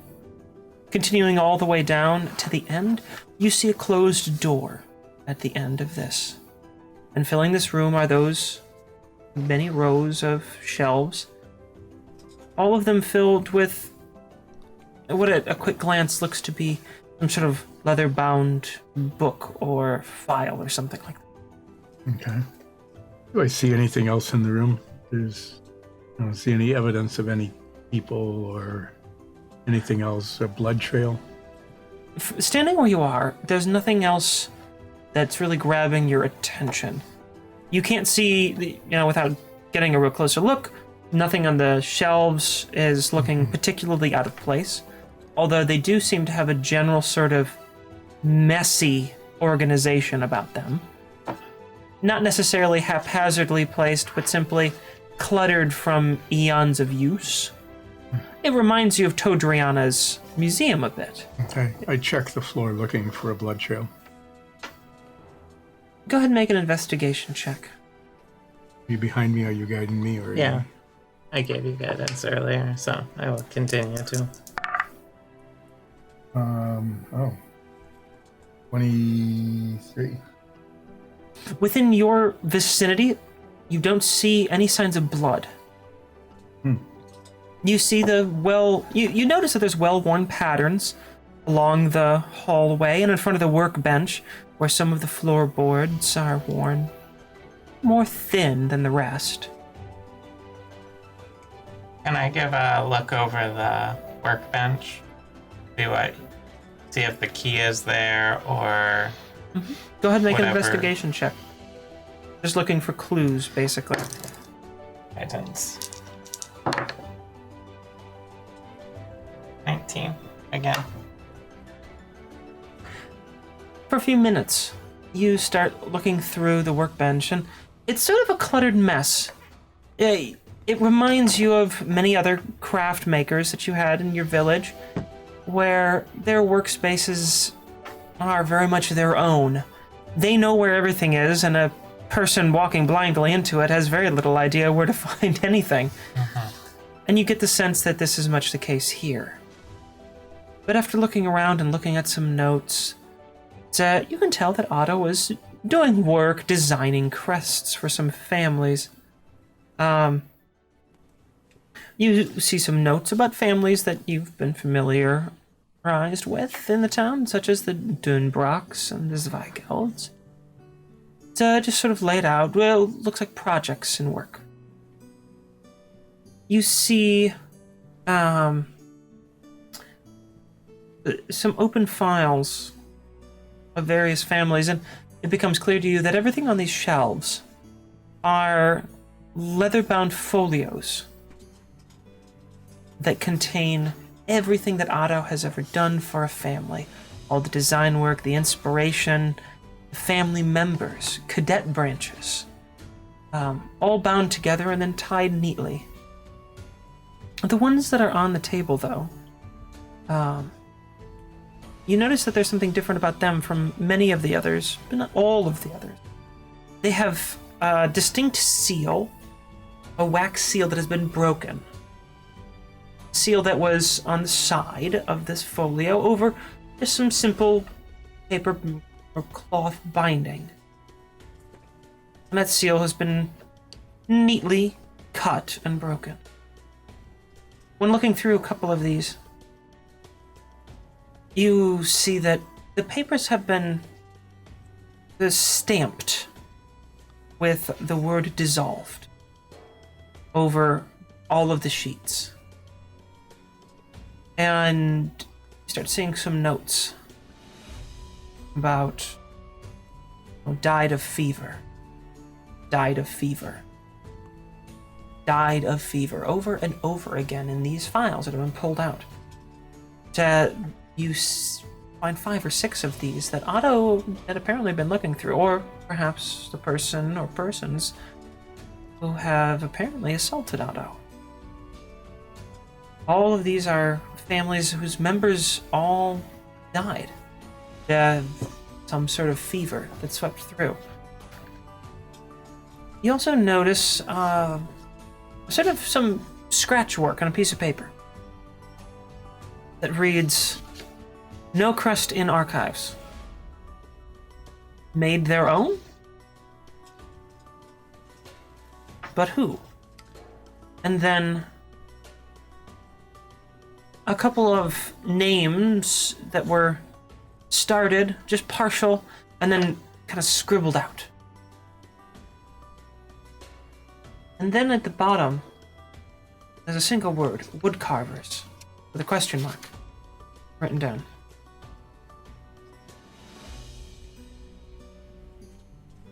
And although you look for quite a long time around the workbench, very thoroughly, looking in drawer after drawer of little tools and stamps and carving utensils and spare blocks of wood, you find no sign of a key.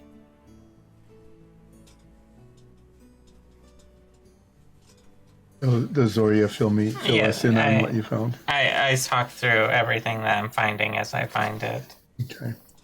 So when I came into this room, you said there's a door on the opposite side of the way I came in. Yeah, it's about 35-ish feet back. Mm-hmm. And so it's a long, trying to get the sense that this is a long room. And at the end of it, there was a door. Okay. I go up to the door and check to see if it's locked. Walking down to the end here, you notice there's not one, but two doors. The other, at the time, was obscured by all of the shelves. And the door on the right, which is the one that you could see, opens. There's no lock. And you quickly are able to determine that this is a storeroom for supplies. You find some, piles of wax for seals, some inks, spare blades and tools, some wood treating materials. It just seems to be supplies for Otto's work. Okay, and the door on the left. The door on the left, when you open it, you find that this must be Otto's bedroom. The whole thing is just a mess. The bed is crashed. It's like cracked. In the middle, the bed is collapsed in. The frame broken. Let us sleep. No.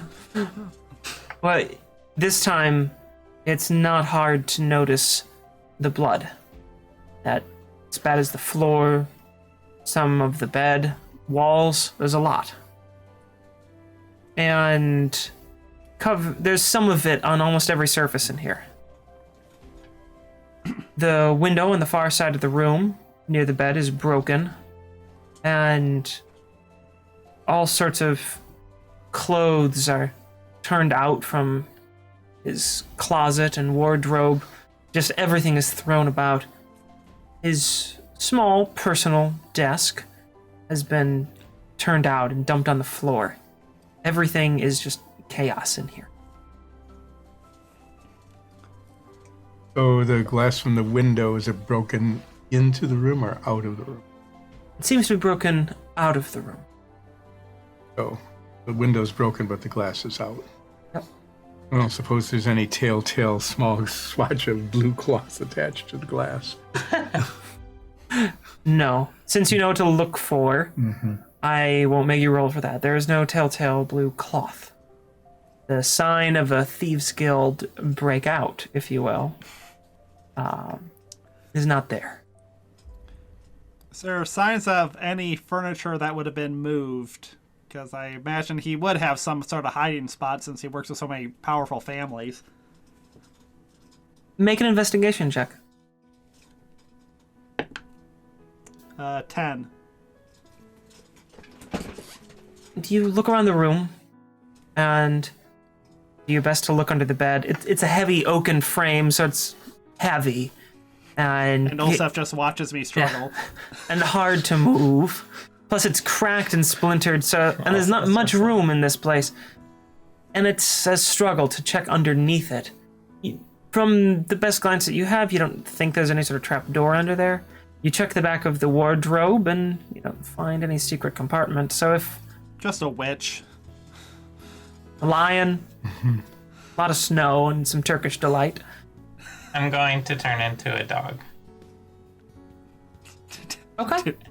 And I want to start sniffing around for... Well, I assume Otto's scent is very prevalent here. As you turn yourself into a dog, you never having, kind of cataloged the scent of Otto Hartfeld. No. Don't know what that would be for sure. But there is a singular smell that seems to kind of overpower everything else. And is markedly more pronounced than the rest. And you have a reasonable assumption that that's probably Otto's scent. I want to smell for, especially in the bedroom, where there's clearly some action going on. Smell for... Lots of action happens in the bedroom. Smell for scents that aren't that. That was for the under 7s? No, that was for the over 70s, 70s. specifically the ones in the village. And I'll do the Catherine Hahn wink. They all love said them. nice simultaneously, by the way. I am sniffing for scents that aren't that what I assume is Otto's scent. Trying to see Make if I can a- isolate it. Trying to think Check. what would be the best. Perception. Yeah, I think perception in this case, and let's roll a perception check. We'll start with that. Alright, and as a doggy, I have keen smell, which gives me advantage on perception checks that rely on either hearing or smell, actually. Okay. By the way, I hiss at the newly formed dog that's in the room. Bark. All set goes.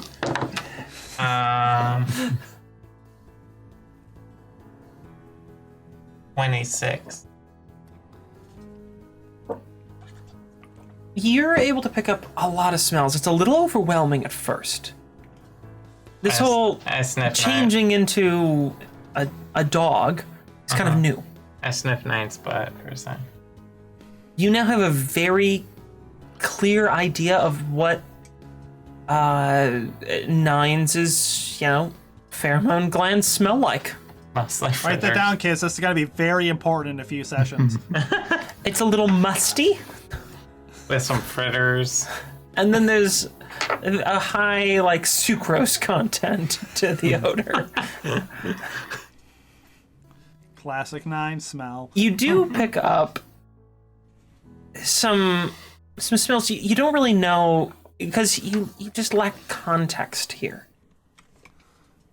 You, basing off of some of your other very new, very fresh experiences, you get the sense of a couple other entities that seem to be, fairly recent. There's a whole lot going on, and you really have to concentrate to pick this out. But you think there's maybe 2, possibly 3 other people that were in here. And all of them, because you do have a pretty good sense of what Otto's scent is at this point. You can tell that Otto, left with them, because you can start tracking that smell. I will go. Bark. What is Left. it? Child stuck in a well? Bark. I can understand also. Otto went with them, but they left through the window. Okay. I mean, I think you can probably understand them. I can definitely understand Ulseth because he's a furbolg, Yeah, you but can I can definitely understand both of them actually. Yeah, I was I'm pretty sure you With can wild understand shape, them. yeah.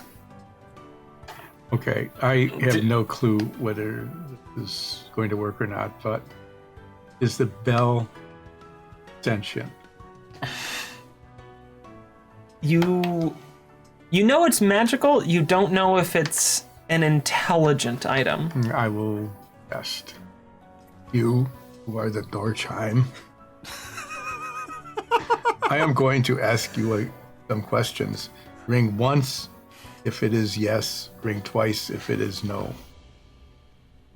Did you see who did this?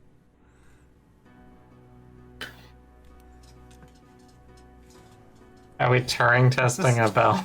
Is this what happens when crime happens in the House of Blues Clues?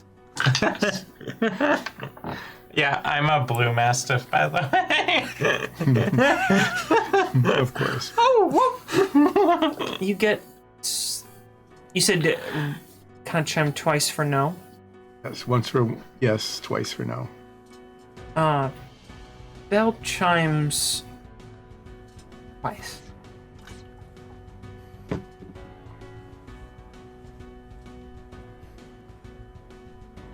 Did someone enter the shop before this happened?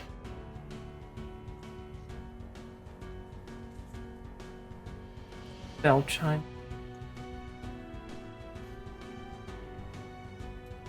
Did that person take you from the door and throw you on the floor? Spell doesn't show. Well, this spell may be a source of information, but I do not know the correct questions to ask. Spark. What? Okay. Well, can it, does it know what time it is? Does anybody ever really know what time it is? I'm my God. looking to see if I can track these smells that I was finding. We can find out how long ago this happened if it knows what time it is. It's magic, it might know. Based on your It hangs previous out next, perception check, I think so. Okay. Yeah. And I start trying to follow the tracks that I'm smelling. What is it, Blue? Are you going to the window? Where are you going? I don't know. I'm following the tracks. I don't know if it's taking me out the door or the window. It is taking you out. There is a back door here. Okay. Oh. We didn't know that. And it's just off on the, so you've come up on your right side coming into this space. It was just all a solid wall. And at the very end of the left wall of this room, there's a door. It's just going to the outside. And the smell seems to lead out there. I will just start going for it. I'm going to follow the dog. All right, so you're I'm letting the gonna grab dog. my handy dandy notebook and follow them. So you're letting the dog lead. Yes. Okay. I'm guessing you open the door for the dog then. Yes, we'll let the dog out. Okay. Dog out. Yeah. Very good. When you open the door, the new scents from outside, and this is on the edge of town near the lake, so there's a lot of other It's near the flora and fauna and sort of organic smells. It's sort of an overwhelming Dasani smell. We Gromar did establish that the lake tastes like Dasani. Dad. So I want you to make a Perception. I want you to make Dasani a check? perception check here. Natural 20 plus 7. Although for a moment these new smells are a bit much and sort of overpower you, you quickly get over that and kind of clear your head and focus back on the smell of Otto. Since it's the clearest one that you've been able to identify, you have a very strong sense of that. Checking that Nines' butt again quick, too. And it goes... It still smells musty. Okay. You're able to follow this... Covered in Axe body spray next time. You're able to follow this out and around the building, to the road, and then it gets weaker, Oh god, we're gonna go in the sewer again. and you sort of lose the scent, and it's dissipating out here. Can I investigate and see if I can find any blood anywhere? Sure, go ahead. No. That's it's a total of 1.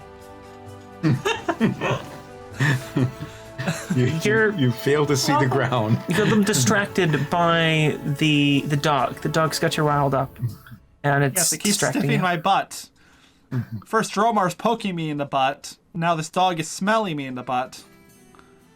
I don't know what Tolsef is going to do to my butt. I do not care about your butt.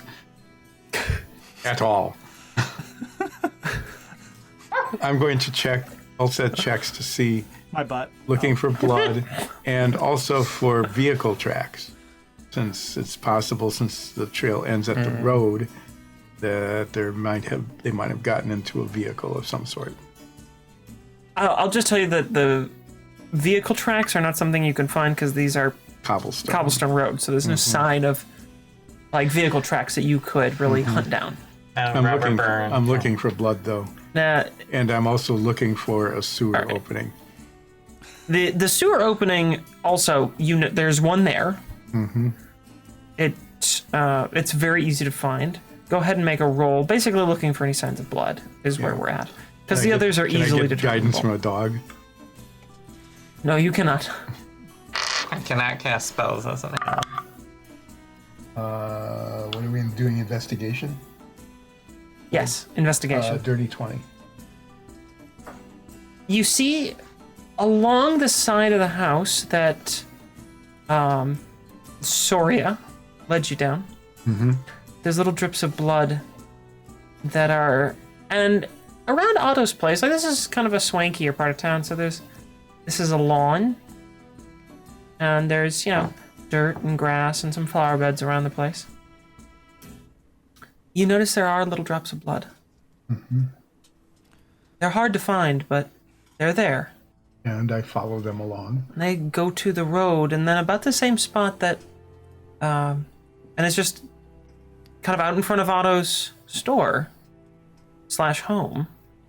The blood trail stops, just like his smell. That same basic spot, same area, stops, and there are no further signs to follow.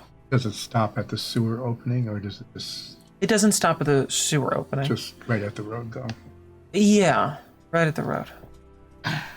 I will turn back into a Maggie. Okay. There wouldn't happen to be any street vendors that stake to claim at this part of the road, is there? Any children who need There's- 3 gold? There's not a whole lot of street surveillance vendors in camera. this area of town. Most of the buildings around here are residential, and Otto's is one of the few businesses in the area. Well, I'm guessing Otto was thrown into a cart or something, since it sort of disappears quickly. All sign of him. Yeah. Do people drive on the right or the left side of the road in this town? Since it's not like driving as we think of it, it's sort of they drive where they need to drive, because it's mostly carts and like Pedestrian. horse riding, pedestrians, and the roads are cobblestone to make sure that movement is easy. Are they wide enough for like 2 wagons to pass each other? Most of the streets are wide enough that 2 wagons could pass and one could move around, yeah. Okay. Well, we know that he was researching. He had some notes that he thinks that it sounds like the crest on the key was not in his archives, and he was searching through families that were dissolved because of this fever that passed through. Yes. And I remember he said the Winterheart kid also died of a fever. And then he had this note that said wood carvers and question mark. So maybe we could see if there's any families of wood carvers that died off from a fever. How would we find that out? The town hall. I suppose, although Otto seems the one who would most... Yes, but Let's go ask him then. we Yeah. go into Oh, wait. Let's go find him. So Uh. should we make an effort to try to track down and find Otto, who I was don't know if bleeding and in danger, and we don't know where he went or how? But how do we find him? I mean, I can't track him any further as a dog. And the blood trail is stopped. The only clue we have is his notes. Okay, let's go to the town hall then. I think the best thing we can do is figure out what he was researching, and it will maybe lead us to the key, because they must have taken him because of the key. Well, we can also check newspaper archives. If there was a fever killing people, they'd probably report it. That's true. It looked like there was a number of families that had that seal that was like a family that died off. Mm-hmm.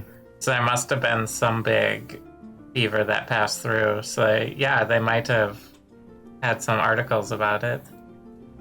Well, let's go investigate. All right. Town hall. / library. I think it was like right. They were like right near each other or the same place. I forget. The town hall and the main library are indeed the same building. They're all part of a large-ish central building for the city. So, that's where you're headed? Yeah. Yes. Okay. You make your way towards the town hall and library, looking to investigate some of the records of the city. Perhaps look into what this fever was, since it seems to be something that Otto was looking into. You make your way there, and, it's easy enough. You've been here several times now. When you enter, the daytime clerk, Sabine Promtellen, is at the counter and gives you a little nod and a smile as she's talking to a few other people, wrapping up some business. And that's where we're going to take our break. I'm going for a couple hours now. So we're going to go refresh ourselves, use the bathroom, a little bite, and we encourage you all to do the same. We will be back with exciting library research. Which, at least it's into plagues, apparently. So maybe there's something there. Let's hit the stacks. And that seems to be like a phrase for the Testaxes.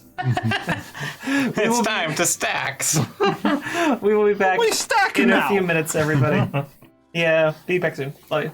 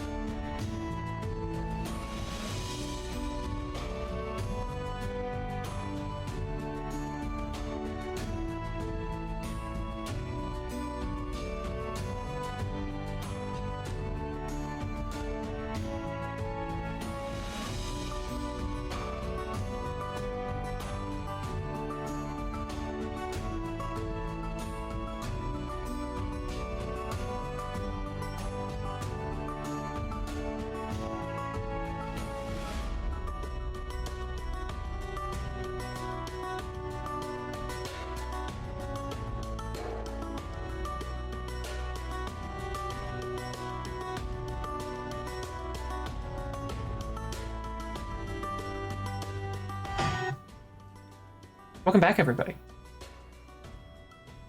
We are back from break, and our party is about to check out the library in town and look around for information they can find on what might have happened to these families with a fever that they'd discovered in Otto's place. Said they just walked in and had been greeted by Sabine, who's the daytime attendant for the town hall. Hello, Sabine. I need to know about plagues. Sabine, who's still talking to a couple other folks, You just walk in. upstairs in the library. I think if you go up there, you'll find most of what you're looking for. If you'll excuse me. Oh, okay. Thank you. Let us go to the library, and if we can find out the dates during which this plague had occurred, we can search the newspapers and other records, such as death records, for that period of time, and perhaps find a family of woodcarvers that had died off then.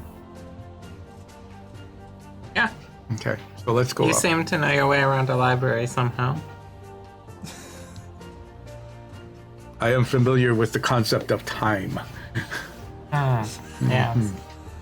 I learned about that in a cave once. To the library. To the library.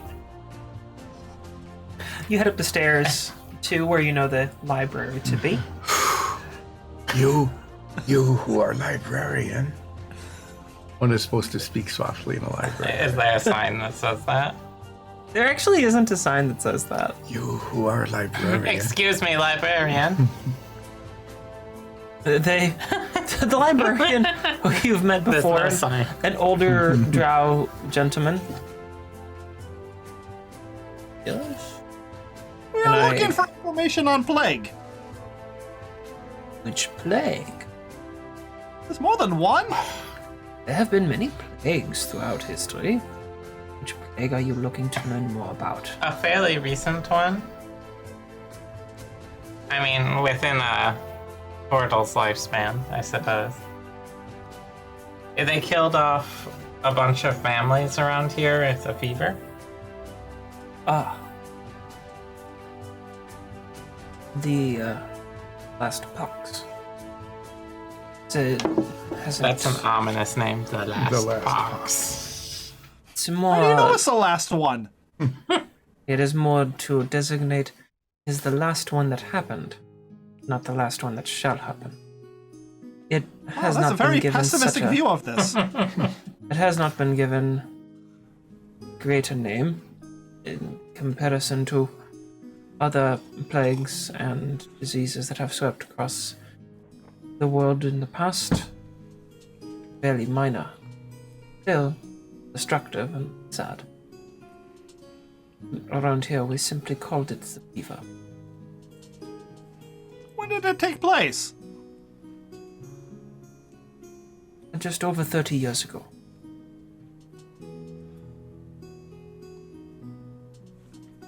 Was it something that had lasted just for a year, a short period of time?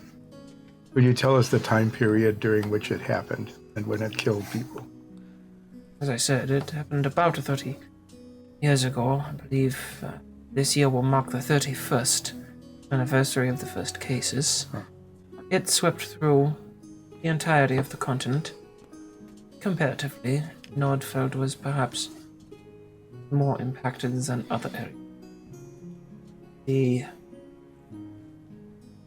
Nordfeldian people were for some reason susceptible to this disease in a way that others were less so.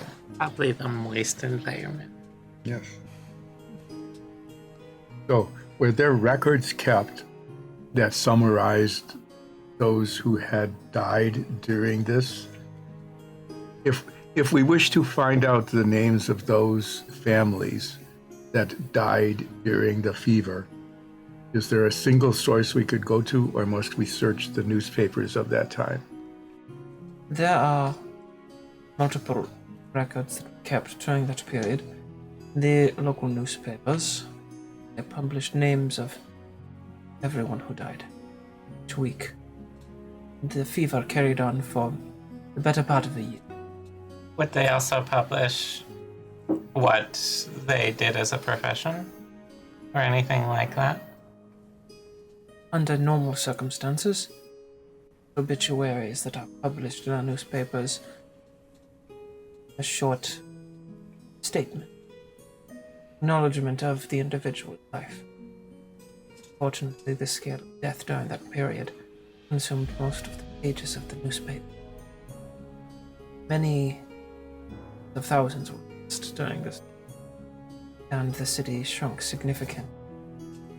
There are, of course, death certificates and records that were here at City Hall and our public records, but it may be more efficient to look through the newspaper printings of the. They, all of them, tended towards publishing as many names as they could, but none of them, I believe, made a practice of trying to publish anything about those individuals. At the start, they probably would have. Haven't spent much time looking through it, as unfortunately I remember these quite clearly. You say that you remember them clearly? Do you recall if a family of woodcarvers were among those lost during the fever? I'm sure that there were many woodcarvers who lost. This city of many thousands, almost a third of the population died. Would it be normal for woodcarvers to have a crest? Not wholly uncommon. I mean, their profession is the artful sculpting of all.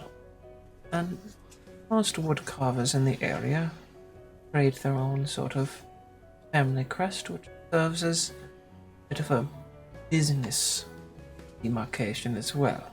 Do you still have the rubbing of the key crest that you could show? It was too corroded for us to make out. Otto was cleaning it up. Okay. So, in order for our search to be most efficient, do you recall the names of any of the woodcarving families? There are many woodcarvers here in Nordfeld. This is, after all, quite a wood-centric city. I knew some families that were woodcarvers, but there one in particular that you have in mind I could help you find records of. All we know is that it was a family of woodcarvers, and the entire family was dissolved. The family line. Yes, the family wasn't literally dissolved. Hopefully not. An It all may have too been a very common bad fever. occurrence for that time. For many families that lost everyone, and still many more that lost almost everyone. If you don't know who you're looking for, it won't be of much help to go searching blindly through records. But if you have any idea what their work might look like, almost every sign here in town is carved by the local woodworking companies. It became a bit of a, lost practice for a while after fever swept through. Most of the signs in the town are older, in need of repair, and the work is becoming popular again, but because there is such a high need and can demand a fair bit for their work at the moment. It may behoove you to simply ask shopkeepers whose signs look similar, if you happen to know the style, to what you're looking for. Or even just some of your acquaintances might know. I can give you 3 or 4 family names, but I don't know if they mean anything. It would be somewhere to start. It is more than we know now. Is the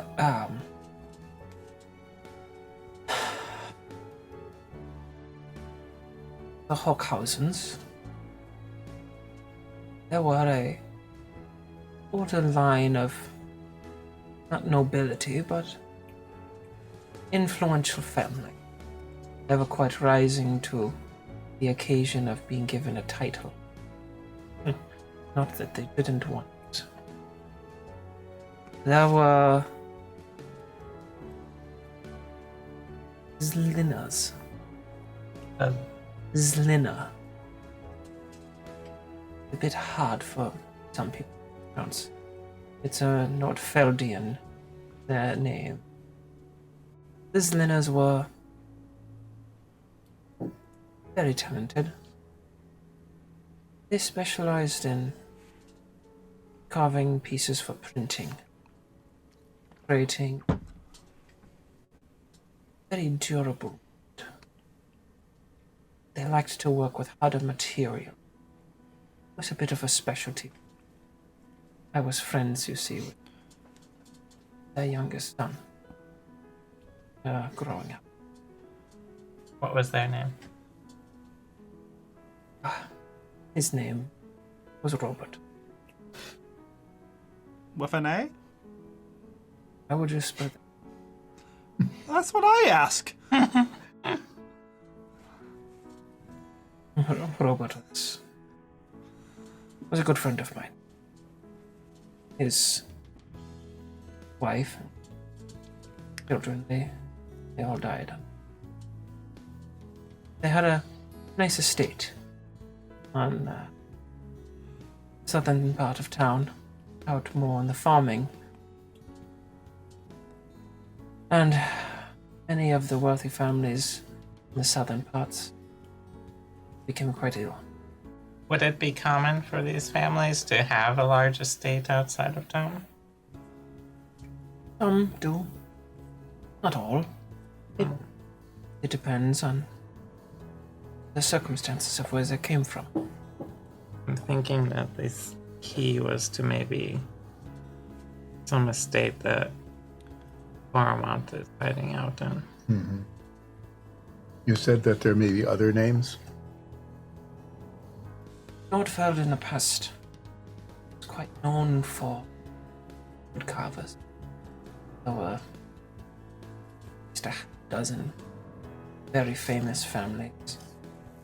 Often there are some new up-and-comer that have a name for themselves, and perhaps they stick around, and perhaps they touch. It's old trade here. One that, I said, is back. I am glad to see. Been a long time. Many woodcuts and a lot of well-to-do aristocrats just looking for a good heirloom sake, a decorative adornment with their family. Would hire Nordfeld. All over Glendring, down in Omaha Republic, Styria. Sometimes they did travel over the Vinian Empire.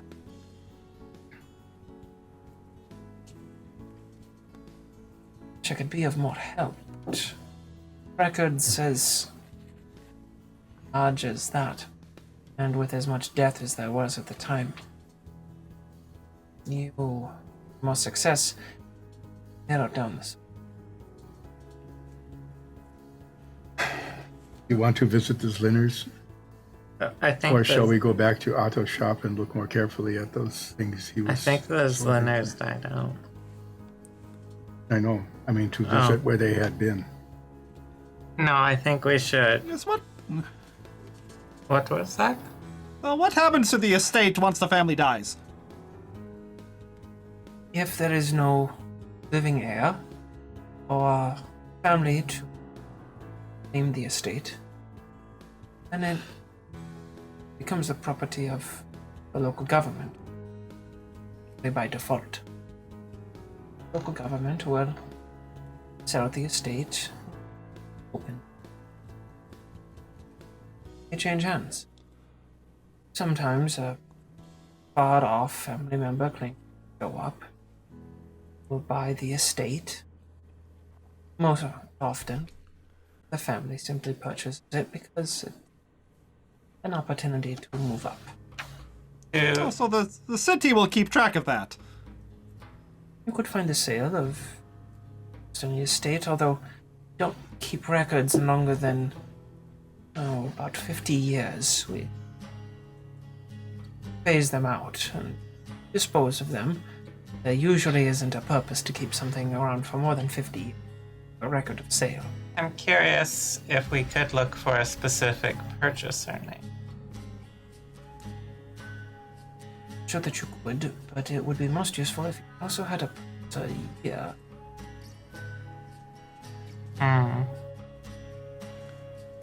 Fairly recent, probably. If Koramoth bought a place. Or he might just be plotting. Since you are looking for a name, don't have what it seems to be a very good starting place. I'd suggest that you can talk to other people, business owners. You might be able to find someone that matches a bit of what you're looking for. A story, a anything to go on. I believe we have nothing to go on. Just that it was a family that owned some sort of property with a key and had a crest that they made themselves. And that they were wood carvers. Actually, who makes keys around this place? These are rather a specialty. Making a good lock is quite a challenge. There are several businesses that have engaged in this, mostly family run. There's one centered here, and I believe they call themselves the Secure Foundation. I haven't had much need of luck recently, but there's one company in town. Most locks are actually in the southern part of the country. They shipped up here, packaged with the keys, and that's how that happens. There are quite a few talented smiths and jewelers in the southern part of Indring, less so here. If you give me a moment, I'm sure I could go look up that company for you. That might be a good lead, Nines. You're very smart. Yes, I am the master of unlocking mysteries. And Arts. parts. Okay. We wait. You'll excuse me. I will be right. Nines, don't knock over his papers that he has on his desk. How high is it stacked up? It's only like a little pile, maybe like 3-4 inches of paper stacked up. Is there a stack of books somewhere nearby? Yes.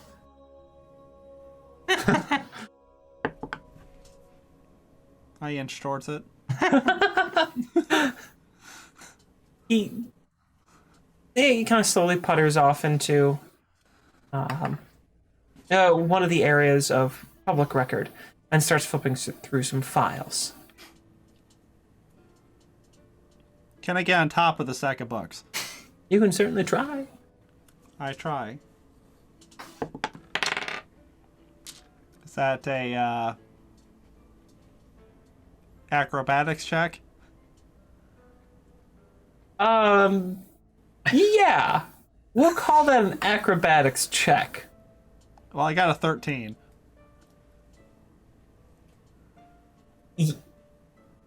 the predictable result happens of a full-sized Man cat. bipedal humanoid feline creature climbing on a 3.5 foot stack of books.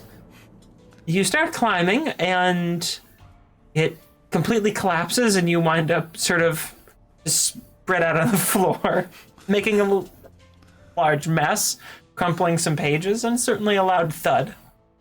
The librarian looks back and just sort of gets this like angry look on his eye. The eyes narrow and he's glaring at you.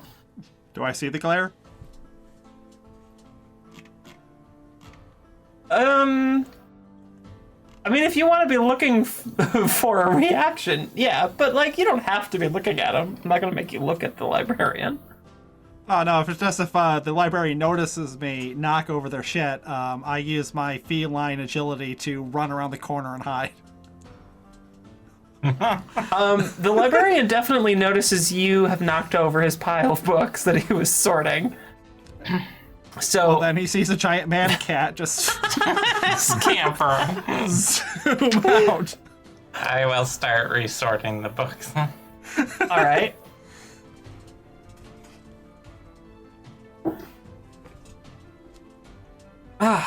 The librarian returns. I've found your company. Sorry about nines. Yes. Please be. The lockmaking company here is called Secure Incorporated. A rather dull name. Bold. But it does get the point across. It is owned by the Baumschützen family. Soria. Does that name ring a bell to you as the player? Because it would ring a bell for Soria. I'm just kind of curious if you remember Baumschützen. Schützen. No, I'm going through my notes. The owner of the Blackwell Bar Oh, is named Elaine Baumschützen. that's right.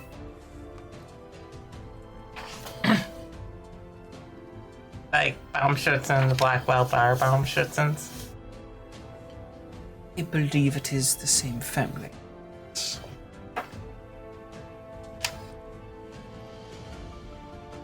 That must be why they have such good security. Yes, that's why. Well, thank you very much. You are welcome.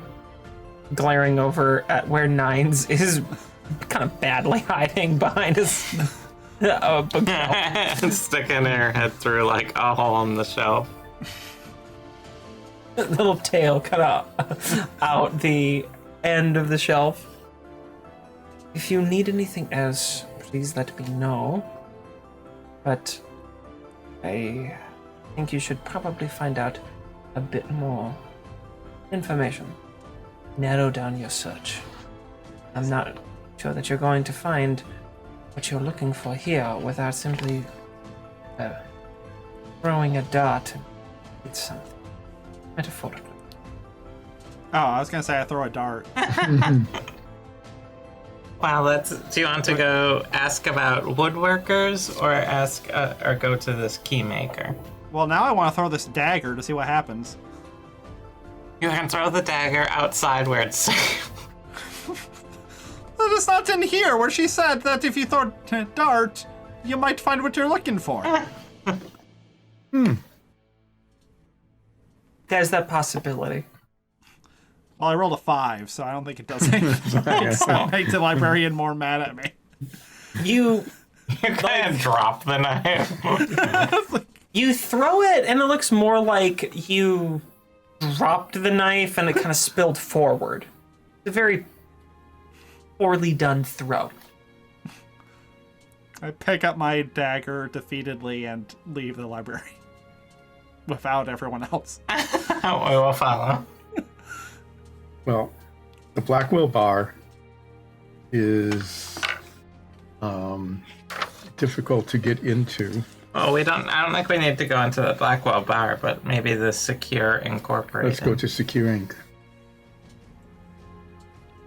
Okay. Obviously, they purchased their name from the same marketing company that names mercenary bands. Sometimes a Like the company Samurai. simply takes a name because it's the most straightforward. Like General Electric. Or Standard Oil, Yeah. or Toys R Us. Corporations, they're famous for being creative. Let's go to Secure Inc. You ask her. You can stop and ask Sabine where this is because you realize that you have no idea. She gives you some simple directions where to find their building. Yeah, it's over, not actually too far away from where the Blackwell Bar is. Just a couple blocks to the east of the bar. And it's on the border between residential and more industrial areas. Seems like they are trying to, have a little bit of a foot traffic advertising storefront presence while also having some operations behind the building. Like most of Nordfeld, the building is tucked between several others, and they're all jutting right up next to each other. And this one, instead of the usual, timber style plaster front that so many of these buildings have, it is, stone front. And it just gives the sense of a bit more of an impregnable building. A little bit tougher. Whether that's necessarily true, you don't know, but it gives that impression. I go up to the door and pick the lock. I'm just kidding. Go ahead, roll a nat 20. Are you? and do it. Did I want to? Okay. I'm in broad night time right now. Yeah, I mean, this is getting. You've been spending a little while, so this is towards the end of kind of standard business hours. It's not yet closing time for most shops. This is getting near that time. Well, let's go in and see what we can find. Let's go in. Okay. We go in. You open the door, and it's a fairly sparse. It's very apparent that this is a sales floor. It's fairly sparse in its presentation. There are some locks set into various freestanding doors and different designs of bars and secure-looking mechanisms, and even some areas of enchantment. This section that looks to be magical protection. I should consider selling walls with all these doors. I'm glad you're getting a better grasp on the concept of doors. Yeah. Is there I've seen a anybody lot here? now. There's a clerk just sort of taking. It looks like this clerk is just writing an order in at the back counter. Shall we introduce ourselves as members of the Company of Blades? We'll do this however you want. Yes, well, Seth, lead us this time. Yeah. Oh, yeah. I will use my persuasions. Use your charisma. Excuse me, you who are clerk. This clerk is human, and he looks up from his work, a bit startled. We are on assignment from the Company of Blades, and are Okay. are attempting to find the name of a family that had died off in the fever, who had been wood carvers. We believe that they had made a special lock because we had found a key that we think may have been made by your establishment. Wow, this is such a retail experience. Okay. Could you check in the back? We are wondering. Perhaps you have a record of the crests on the keys that you have made. Perhaps between 32 and 29 years ago. Let me go check. How old is this human? Hang on. He looks to be about in his, I don't know, late 30s? Mm-hmm. Yeah, hang on. I'll be right back. And goes through a pair of swinging doors. He's checking in the back. And you They have the lock you on hear their some own muffled doors. talking. You can't, it's all inaudible. But you hear a few people conversing. And a moment or two later, 3 clerks emerge from the back. And they all have this look of just like, why me? On their face. I have. Why today? And they say, I'm sorry, we don't keep records like that for that long. I mean, we usually keep them around for like 10 years or so and then cycle them out. Do you if they're have in an anyone active who is account. working then? 30 years ago? No one here. Did anyone... What was the name of the place we're trying to get more information on? The name of which place? We have no idea about anything. We know that it is a family of wood carvers, maybe, who died out in the fever, probably, And maybe had a place with a key. What had a place with a key. And what brought you folks here anyway? Maybe I can help like point you in the right direction. Alright. So it's slightly convoluted. Yeah, I imagine. A known and deadly criminal had a key to where Ferventech was being stolen and funneled to. That key had a crest on it. We are trying to identify the family to whom that crest belongs in order to locate these criminals and bring them to justice. Also save Turtle. And save a lovely turtle. Portal.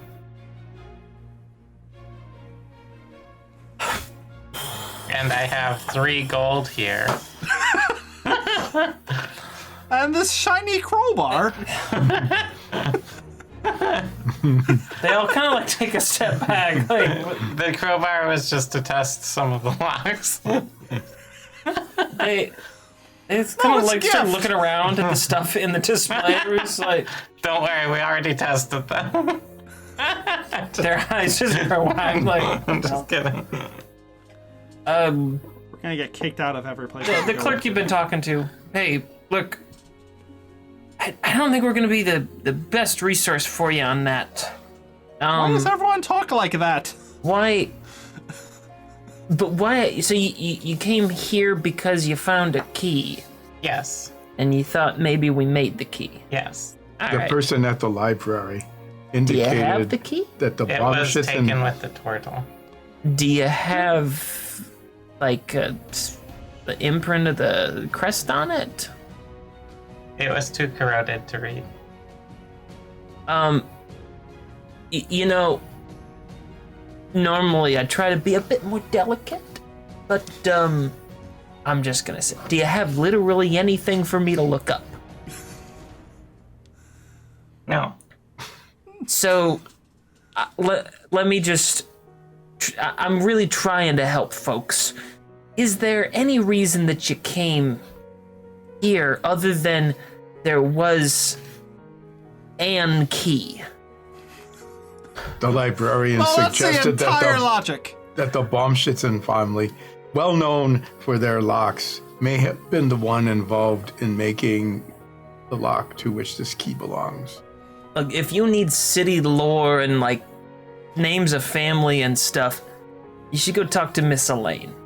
She knows this city better than anybody else. At the Blackwell Bar? Yeah. If you're looking for some sort of city lore, investigating some sort of crime, whatever, like, she's gonna be able to help you way better than we can. Well, We sell locks and keys, and that's it. And magic stuff. Well, that's all part of our locks. Well, Do you have a magic key that opens all locks? No, that would be terrible for our business. That would be the exact opposite of what we ever want to make. Well, I would not am make good that. friends with Elaine. My name is Magdalene. Then I'd suggest go talking to her. Let us go Yes. there. We had told Ludolf to meet us there, but that was some time ago, so I hope that he has come and gone. Yeah, we might have to kill him if he's there. That is the most. What you guys just had the most like customer service experience ever. You went to a place with nary an idea of why you're going there, but you just thought you'd ask to 3 clerks that all went, the hell? And they said, And this is a lesson for you viewers. If you're going to go people around asking people questions, you should have the slightest little bit of a hint about what it is you're trying to do. We found a really corroded key that we think goes to a lock that might have something to do with a crime that was committed. Do you know anything about it? I like to enter every retail store like I just woke up with from a coma and have no recollection of what or why I'm here. Okay. I mean, you guys basically walked into like Home Depot and went, I'm interested in learning. And they full went, records from 30 years about ago. what? Your customer records from 30 years ago. My grandfather once bought a thing here, and it was a very good thing. I'd like to know what it was. Don't you keep records that long? Do you know your grandfather's No. name? No. Do you have any idea We all what this called thing him was? Gammy. Like, Let's Do you go have- and if you don't think, because Nines and I, we both work in customer service, and we get these calls asking, do you have records from 30 years ago about a thing that you printed in a newsletter? And we're like, what newsletter? I don't know. It was my last year that I was working at the job, and you guys put it out, and I remember loving it. And it had a retirement notice about me, and I just thought it would be nice to frame. And we go, no, that was 30 years ago. Why are you calling? Well, I thought you might have it. Why? What conclusion would bring you to that? Let's go to the Blackwell Ma'am, bar. I was Execute. 4 when that was did. So you go in as Maggie, and we go in as your bodyguard. Yes. I did not expect to relive customer service nightmares tonight. Just wait until we get into the bar. Son of a bitch. Excuse me, I would like to drink my grandfather ordered 45 years ago. Do you have records in the back? Do you have a receipt of that? Surely you must keep them. Yeah. You said It it had was gin really. in it. I know it was in a glass. That's about it. I mean, It was poured by Steven, I think. Is he still here? metagame. I gave you the specific name of a character and then the most generic company name possible. And then like, hint. And you guys went, I'm gonna go to the generic company. And you just went down that path. So That then used up some of our game time. says the gruff talking clerk at the secure store. I had to go there talk some sort of to non- this NPC.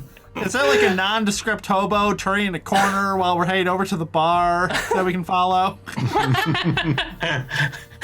No, the streets are completely empty. There's no one to We talk. have to investigate why no one is out.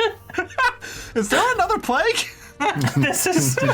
We're going to the Blackwell You bar. guys hadn't chased a squirrel in a while, so I'm glad we got a real good squirrel there. Is there a squirrel that's going towards the Blackwell bar that I can follow? Oh, I feel like there'd be a lot of squirrels with this big pine nuts in this city. I mean, there are a lot of squirrels, but None right now. Are we there yet? You can definitely be at the Blackwell bar. Oh, It's good. pretty late, but it's a bar. Yeah. Bars will stay open late into the day. It's like, dinner time. Okay. Most Bar food. most retail stores are kind of closing up, but the Maggie, restaurants and things. will you buy us dinner at the Blackwell bar? Only a bloomin' onion. Okay. Oh. So, you guys are waved through the bouncers at the door, recognizing you, since you've been a actually fairly frequent guest lately. And I'll just say, is Elaine in? They nod and let you in. You have a ham special right now. They just look at you like, why, and sort of shove you gently inside. That's how I get into all the bars. Maggie, since you are familiar with Elaine, Super familiar. we will let you take the lead at this point. All right, we're really good friends and have a lot to talk about and reminisce about. As is, you're getting the sense a bit customary for the Blackwell bar. Elaine comes to greet you as you enter the door of her, or as she calls it, humble abode. Magdalene, it's good to see you again. It's wonderful How to see you. are you, my dear? I'm doing pretty well, but I'm in a bit of a pickle on this job. Oh, these. And she gestures to one of the more private booths in the dining lounge area. There's some gentle jazz playing back, and the lights are their customary low. Please sit. What is this trouble you're having? Let me help. I've been tracking some fervent tech thieves I've heard on about behalf that. of a client. You understand. I was able to subdue and take out one of the primary henchmen who had a key. Unfortunately, this key was too corroded to identify where it came from, so we had taken it to Otto at the Finest Springs. See. And upon returning just today, Otto's place was broken into, Oh no. signs of a scuffle, and he's gone. Something has happened to dear old Otto. Yes. And they broke his bell. Which I still have. Oh. She's just like, she genuinely looks crushed at this news and has this real pang of concern. So I'm wondering if you can help me identify what notes we've been able to gather from Otto's on where this key might go, so that we can both save Otto and complete my mission. I can tell you, he believed it belonged to a family that died out in the fever. A family of woodcarvers that might have had an estate.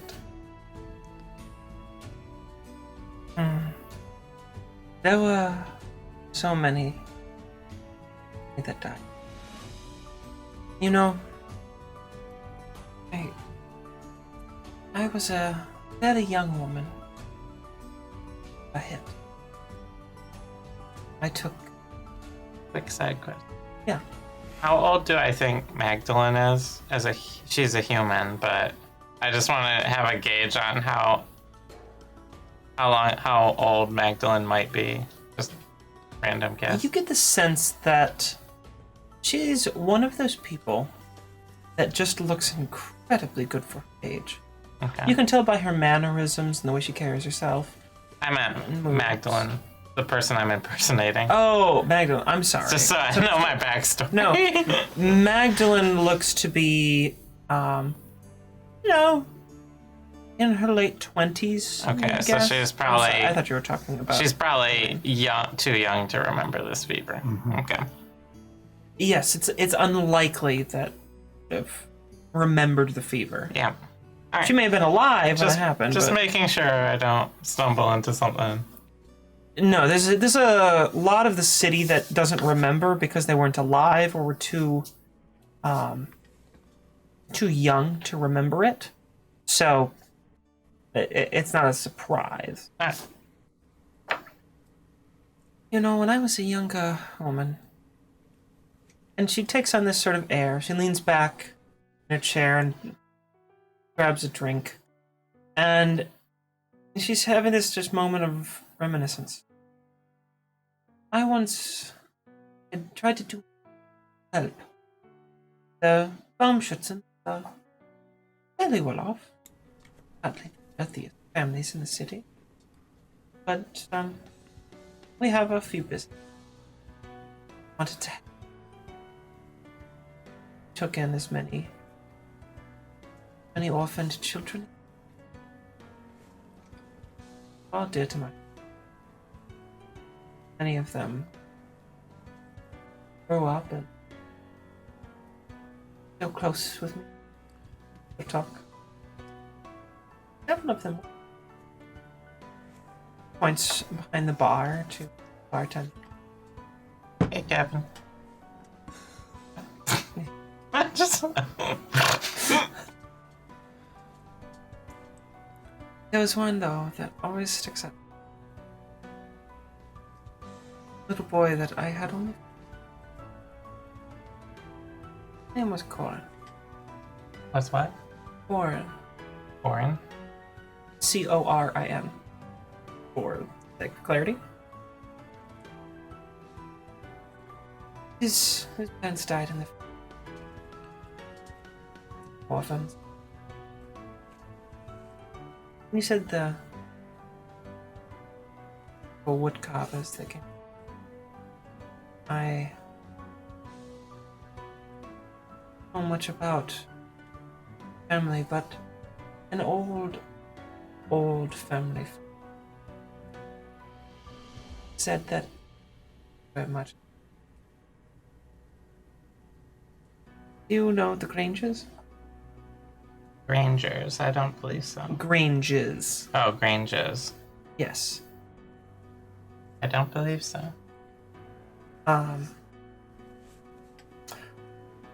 You well Have I heard of the Granges? make a wisdom check. You have, but No, you only met one of them briefly. So make a wisdom check. Wisdom. Yeah. 18. After a moment or two of you reflecting and it being a little foggy, you remember the proprietor of the Saddest Pony. His name takes the name of Madame Grange. That's right. Granges, like it from the Saddest Pony. Yes. The Granges were friends with us growing up. Sort of lost connection over the years. We're not as close as we once were. Fairly certain that's a bit obvious at this point. But we once were close. She recommended I take the child in. Thought that I could help. She'd already taken a dozen children, orphans, trying whatever way she could. Most of them still treat Saddest Pony as their family home. But Corin came in, was so distraught, angry. Seen a child so sad. I've seen a great deal of sorrow in my life. He stayed with me for 2 weeks. And then I woke one morning. It's gone. Window. Bedsheet been tied to bed and he climbed. Oh, I spent weeks on the street, hours. Up signs, posters. I spent a small fortune in a city of death. Hundreds, if not thousands, of broken families. Everyone's just a...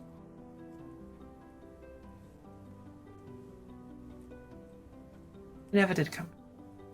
At this corn, his family was wood carvers. That's why it reminded you of him? Yes. I don't know if you know. Doesn't give it out much. The first is a bit.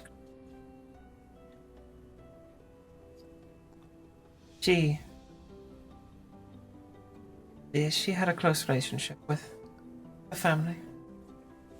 I don't know much about them. Probably won't ask her, but I always keep a spot for recording. And as she's talking, she places a hand over this little locket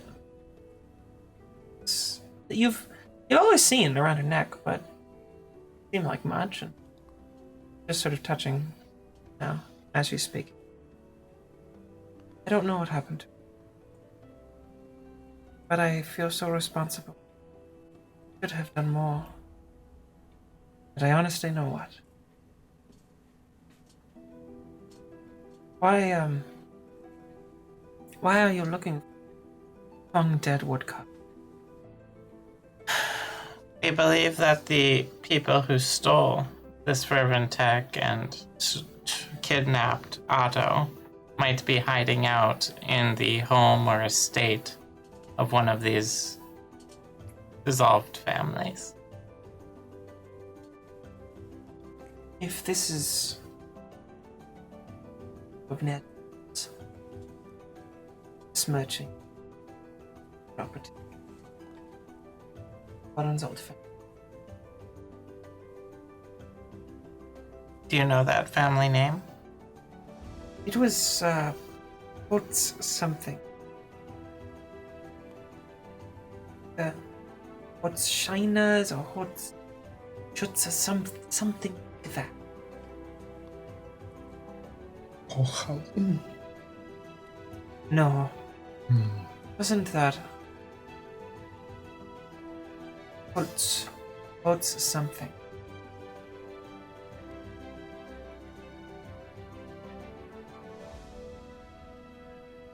I know Elizabeth. Well, maybe we'll stop by there.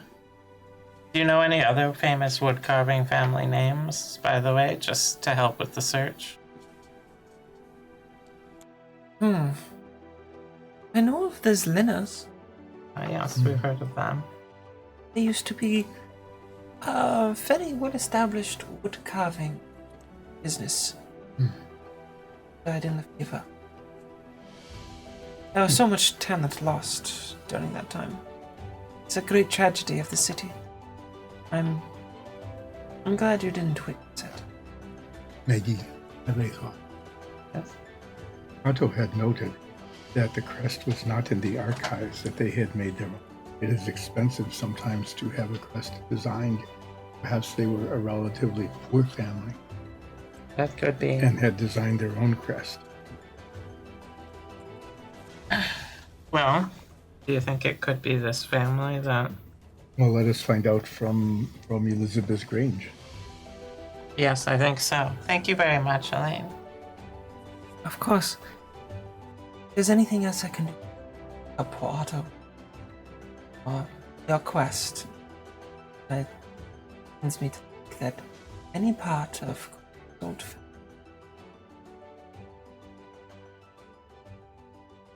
this much, I'm happy to assist. Honest. No. Excuse me, I have some business. Yes, I do too. Thank you. She gets up from the cozy little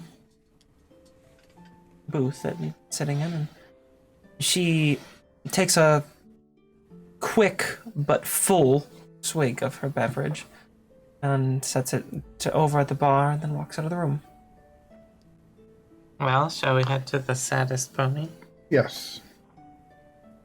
And as we walk there, I've developed a possibly a completely out there conspiracy theory. What if this Corin became Cor Omond? Like That a is- Pokemon evolution. Yeah, Ah, exactly, like a Testaxi's evolution. meow, man. Meowmanth is not a Testaxi. Unless it's that new limited edition I just got.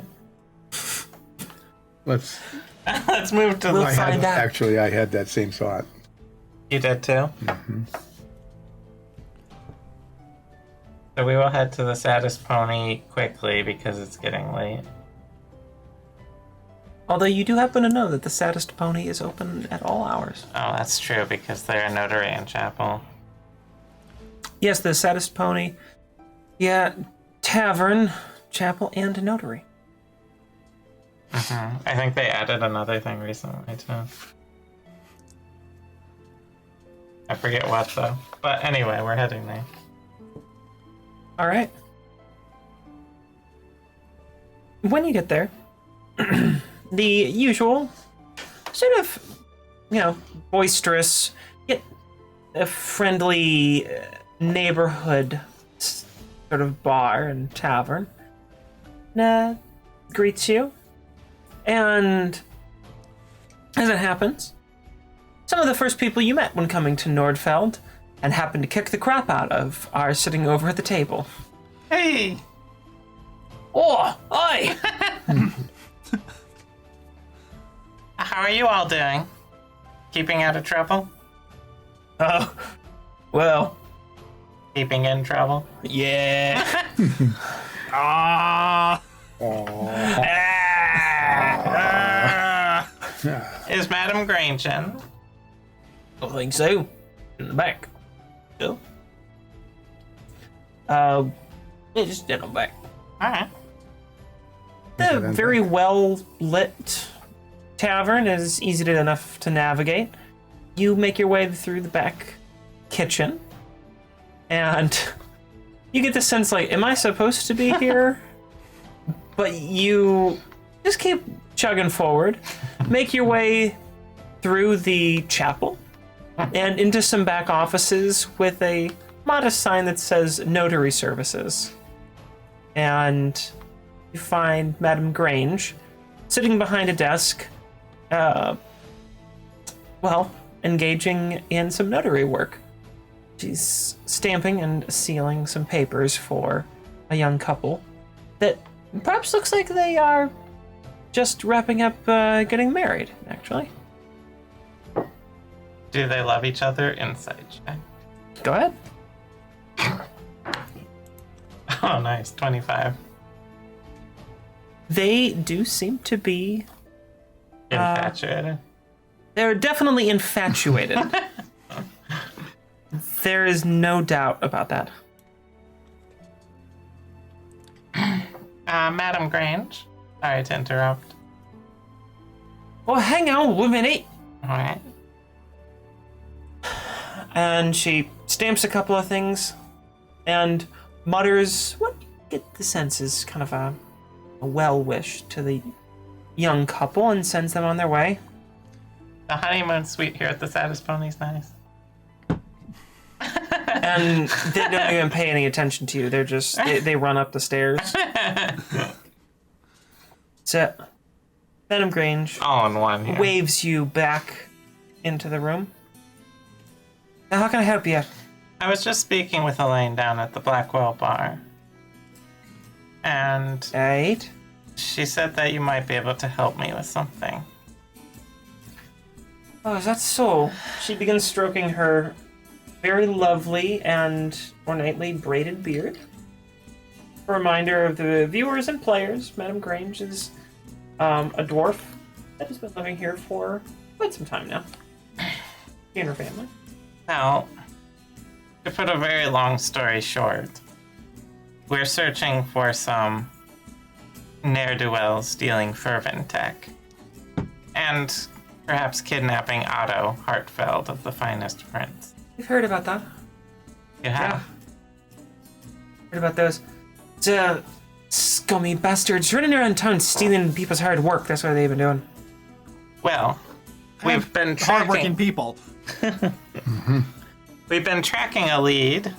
Otto was helping us, and we think that's why he was kidnapped. But Probably. we believe they might be hiding out in a home of a family of woodcarvers that died out in the fever. And Elaine told us the story of little Corin. She told you about Corin, did she? Yes. Could you perhaps fill us in on the last name? It was a Holtz. Oh, yeah. I know them well. The Holzschnitzers. Holtz. Hey. They're close family friends. They made the sign outside, they did. Yeah. Mostly. It's changed a bit since they made it. See, my father, he was real close to the whole Schnitzers. They helped each other out. Used to live next to each other, they did. But, the Schnitzers, they eventually moved a bit outside of town. Where outside of town? If I remember correctly, it has been more than 30 years since I've been there. Right, like the place far side of the lake. Over on the west side, where, you know, hardly anything is anymore. It's a sad story. I don't remember the Holzschnitzers too well myself, but they were real close to my dad. See, my dad, before he passed on, changed the name of this place. Hadn't always been called the Saddest Pony. Used to be called the Funny Foal. But, when the Holzschnitzers died, for that matter, for a good portion of the city, well, name just didn't feel right to him anymore. They changed it. And the Saddest Pony. Reflection of the times, you know. Name just stuck around since then. Although it's a fair bit less sad than it used to be. I remember trying to take care of Corin, but we had too much on our hands. This place has always been a bit of a neighborhood gathering spot, so well, any stray kids and family that lost their support, let them stay here as long as we could. When Corin showed up, we thought Elaine might do well with him. They were, by that time, a really wealthy family. They'd made that estate out in, like I said, I think it was the west side. Yeah, out there on his own, up in the woods, and they enjoyed having the privacy. Nary soul ever went out there. I have a question. Go ahead. Every family seems to have a crest. Many of them made by Otto, designed by him. Would it have been that the whole Schnitzers might have actually designed their own? They must have the woodcarving families around here designed their own. That is a common thing among woodcarvers. Well, there ain't that many people that know how to make a sigil and a crest on their own. Hey there. Woodcarvers, they got all the tools. They got all the skill. Make the pressings. And they certainly seen enough crests in their day. Half their damn job sometimes is carving up real nice wood and rich family houses, putting their emblem everywhere. But You know, I can't really blame them. They have to run with that crowd because they're the ones that can afford their services. So, they try to emulate their clientele. And they do. Most of the wood carving families used to make their own stuff. As the profession grows back up, it seems to be a recurrence. Do you remember what the Holzschnitzer's crest was? Yeah, it's a real blurry memory for me. I'd say most of the wood carving families took something to do with like a tree. Usually some sort of wood and a hammer and what do you call them wood carving tools that hammering in. I don't know the names of any of that stuff. Chisel? It's as good as a word for it as any, I suppose. Well, probably had some mix of that.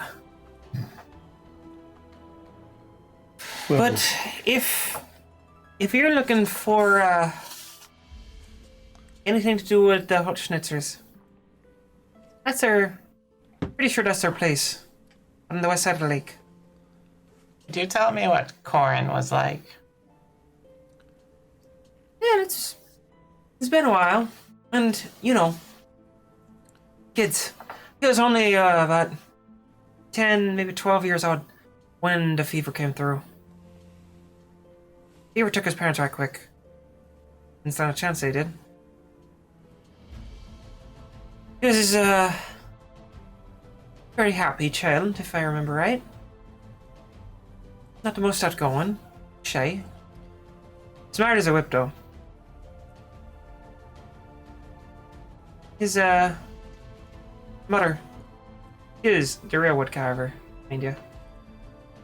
Didn't have much of an appetite for doing business, but his father came in and, you know, did better there. It's a teamwork together. Corin never had much of an appetite for any of the family trade. He preferred to, well, he liked making these smart little devices. He was, what do you call one of them, engineers. I always thought he had a future high up in the Fairhaven Guard or something like that. He just had the mind for that sort of thing. I still got, he had what? The mind for He didn't have to have a thing for white suits, did he? or pencil mustaches. He was 12. Certainly no 12-year-old that I've ever known. Not normal human 12-year-olds like us, right? He was a human, right? Yeah. Okay, that's The good Hutschnitzers were information. humans.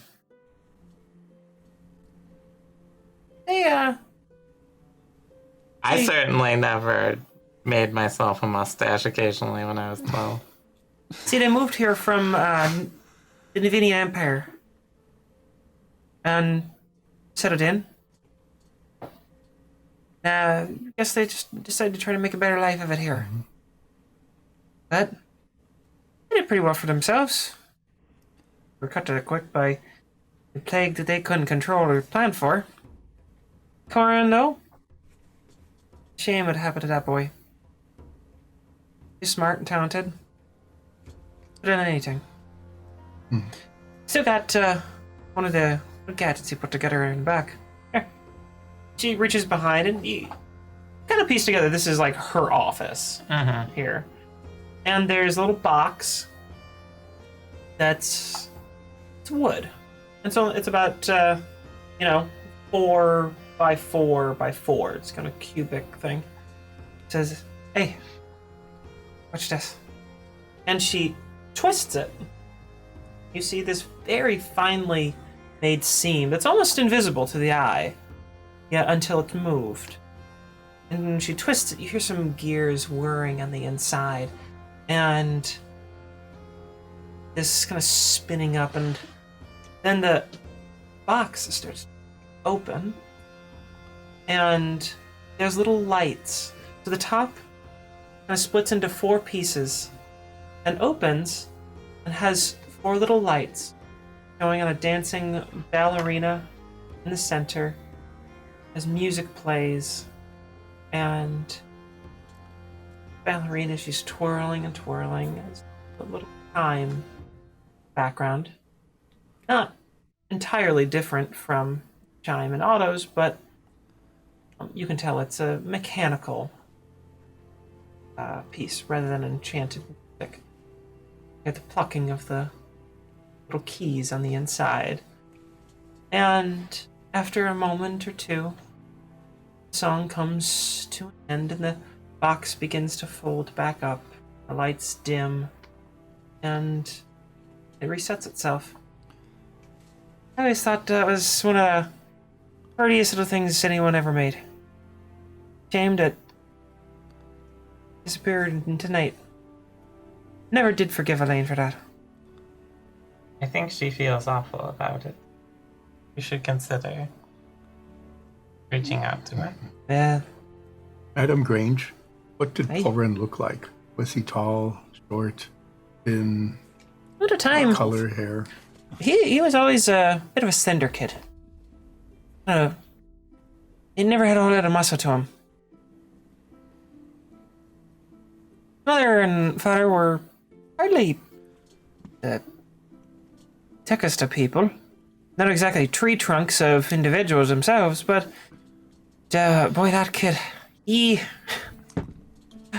never amounted to a whole lot of anything, physically speaking. He was, and he was about as pale as a piece of paper and about as strong as one, too. You wouldn't have any sort of images of either Corin or his parents, would you?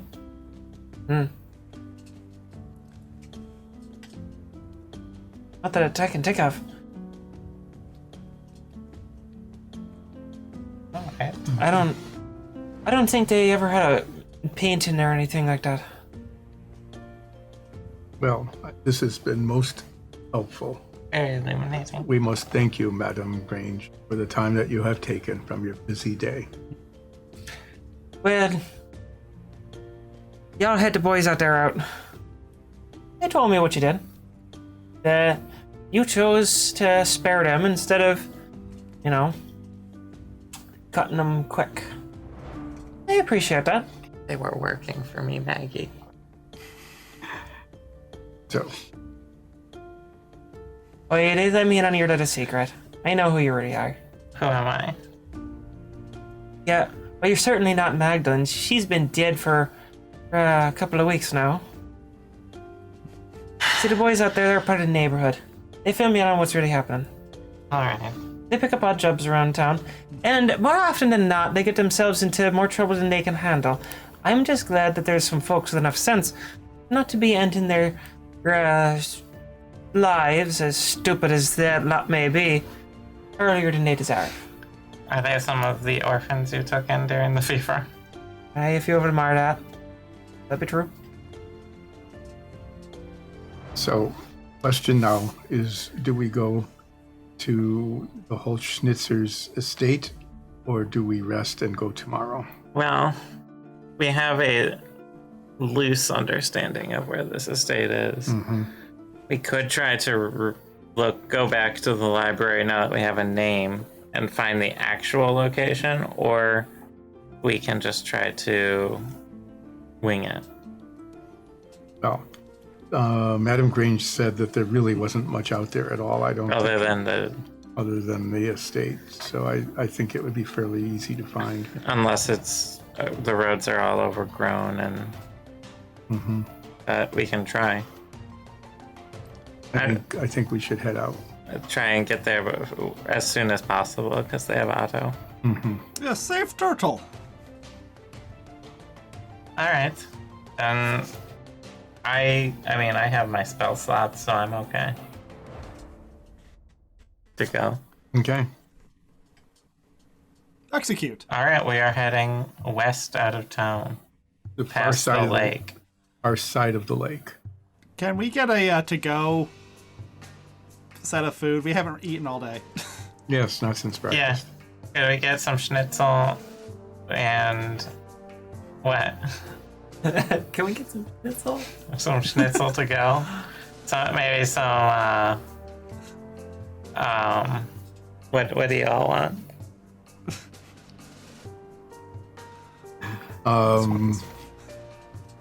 What is Goulash with your dumplings. blue plate special? You folks can help yourselves to anything you want out front there. All right, thank you. Thank you. Yeah, of course. Do you have spätzle? What kind of question is that? Just spätzle. Of course I got spätzle. Well, we get some Spätzle, schnitzels and some spätzle. spätzles and some brats. All right. We'll get some food on our way out. Something that we can eat while walking. Like spätzle. Like 2 handfuls. Spätzle on a stick. Just, I'm picturing like, you know how horses at the end of a race get like an oat bag, and you're just like walking around with Now a that's what Nines needs. and just munching on a spätzle Do bag. they have pretzels? Yeah, they have Okay, I'll pretzels. grab a pretzel. Okay, we each grab a pretzel. All right. As you take your food and head out the door, crossing most of the city at this point, going from a more easternly address where you are currently at with the Saddest Pony, you had Tavern, Apple, and Notary. It takes you a little while to get to the lake, and when you do, you can tell that the darkest hours, the last bits of waking time in this city are coming to an end. So this would be probably about 4 a.m. or so. As we're Most everything's closed, and within an hour or two, the sun will start to rise. as we're heading by the lake, is it as good as everyone said it is? I mean, the lake is very pretty. You've seen it several times. A very pretty lake, picturesque. Honestly, there's a rivulet that leads away on the west side, and it's surrounded by big bowed trees, kind of leaning in over the water, providing lots of shade. And It's a pretty nice one. they have sandy beaches, but the water, you can just tell by looking at it, because it sort of stains the sand a bit. You can tell there's a lot of minerals in there. So, you know, as you were warned when you first arrived, it doesn't taste the best. I taste it.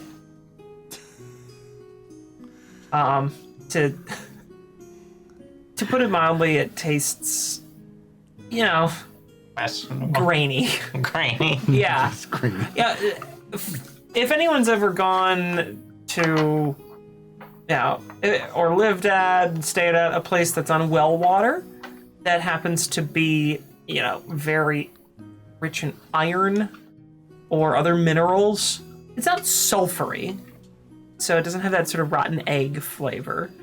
But you can definitely taste there's a lot of kind of metallic elements to it. It's not necessarily bad. Some people might like it, but it's not, you know, the most crisp and refreshing thing you've ever tasted. Alright. It does, you can tell it sort of leaves a little bit of a pleasant residue on your hand. Pleasant residue is not something I usually think. Think of it almost like a lotion Oh, okay. that you would use to moisturize. It leaves your skin feeling very soft. Wherever the water was, your skin feels really pleasant. And at this point, you start to wonder, do you cross the lake? Or do you make your way around the edge? Well, is there any way to cross the lake? We don't exactly want to swim. Well, The lake is large. It is approximately 2 miles in diameter. It's quite a large inland lake. And, you know, you can see the other shore, but it's a good distance away. There's a dock with some small boats, things like that, but the shoreline is also fairly... Well, I am not sure that rowing across a lake would be any faster than us walking. No, it's only a couple of miles. That's like a half hour. Let's go. All right. We'll go around the lake. All right. As you set out, I will keep an eye out for plesiosaurs in this lake. make a perception check then. Yeah, guidance.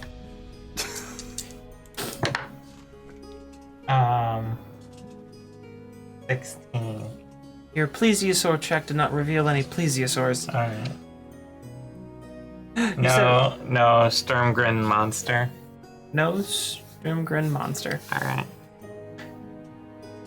You set out, and within about 10 or 15 minutes, you leave the last of the main roads, and you're just on some, more seldom used kind of service roads that go to just the most edge of the city houses that still dot the lakeside. After a little while, you find yourselves now solidly in wilderness.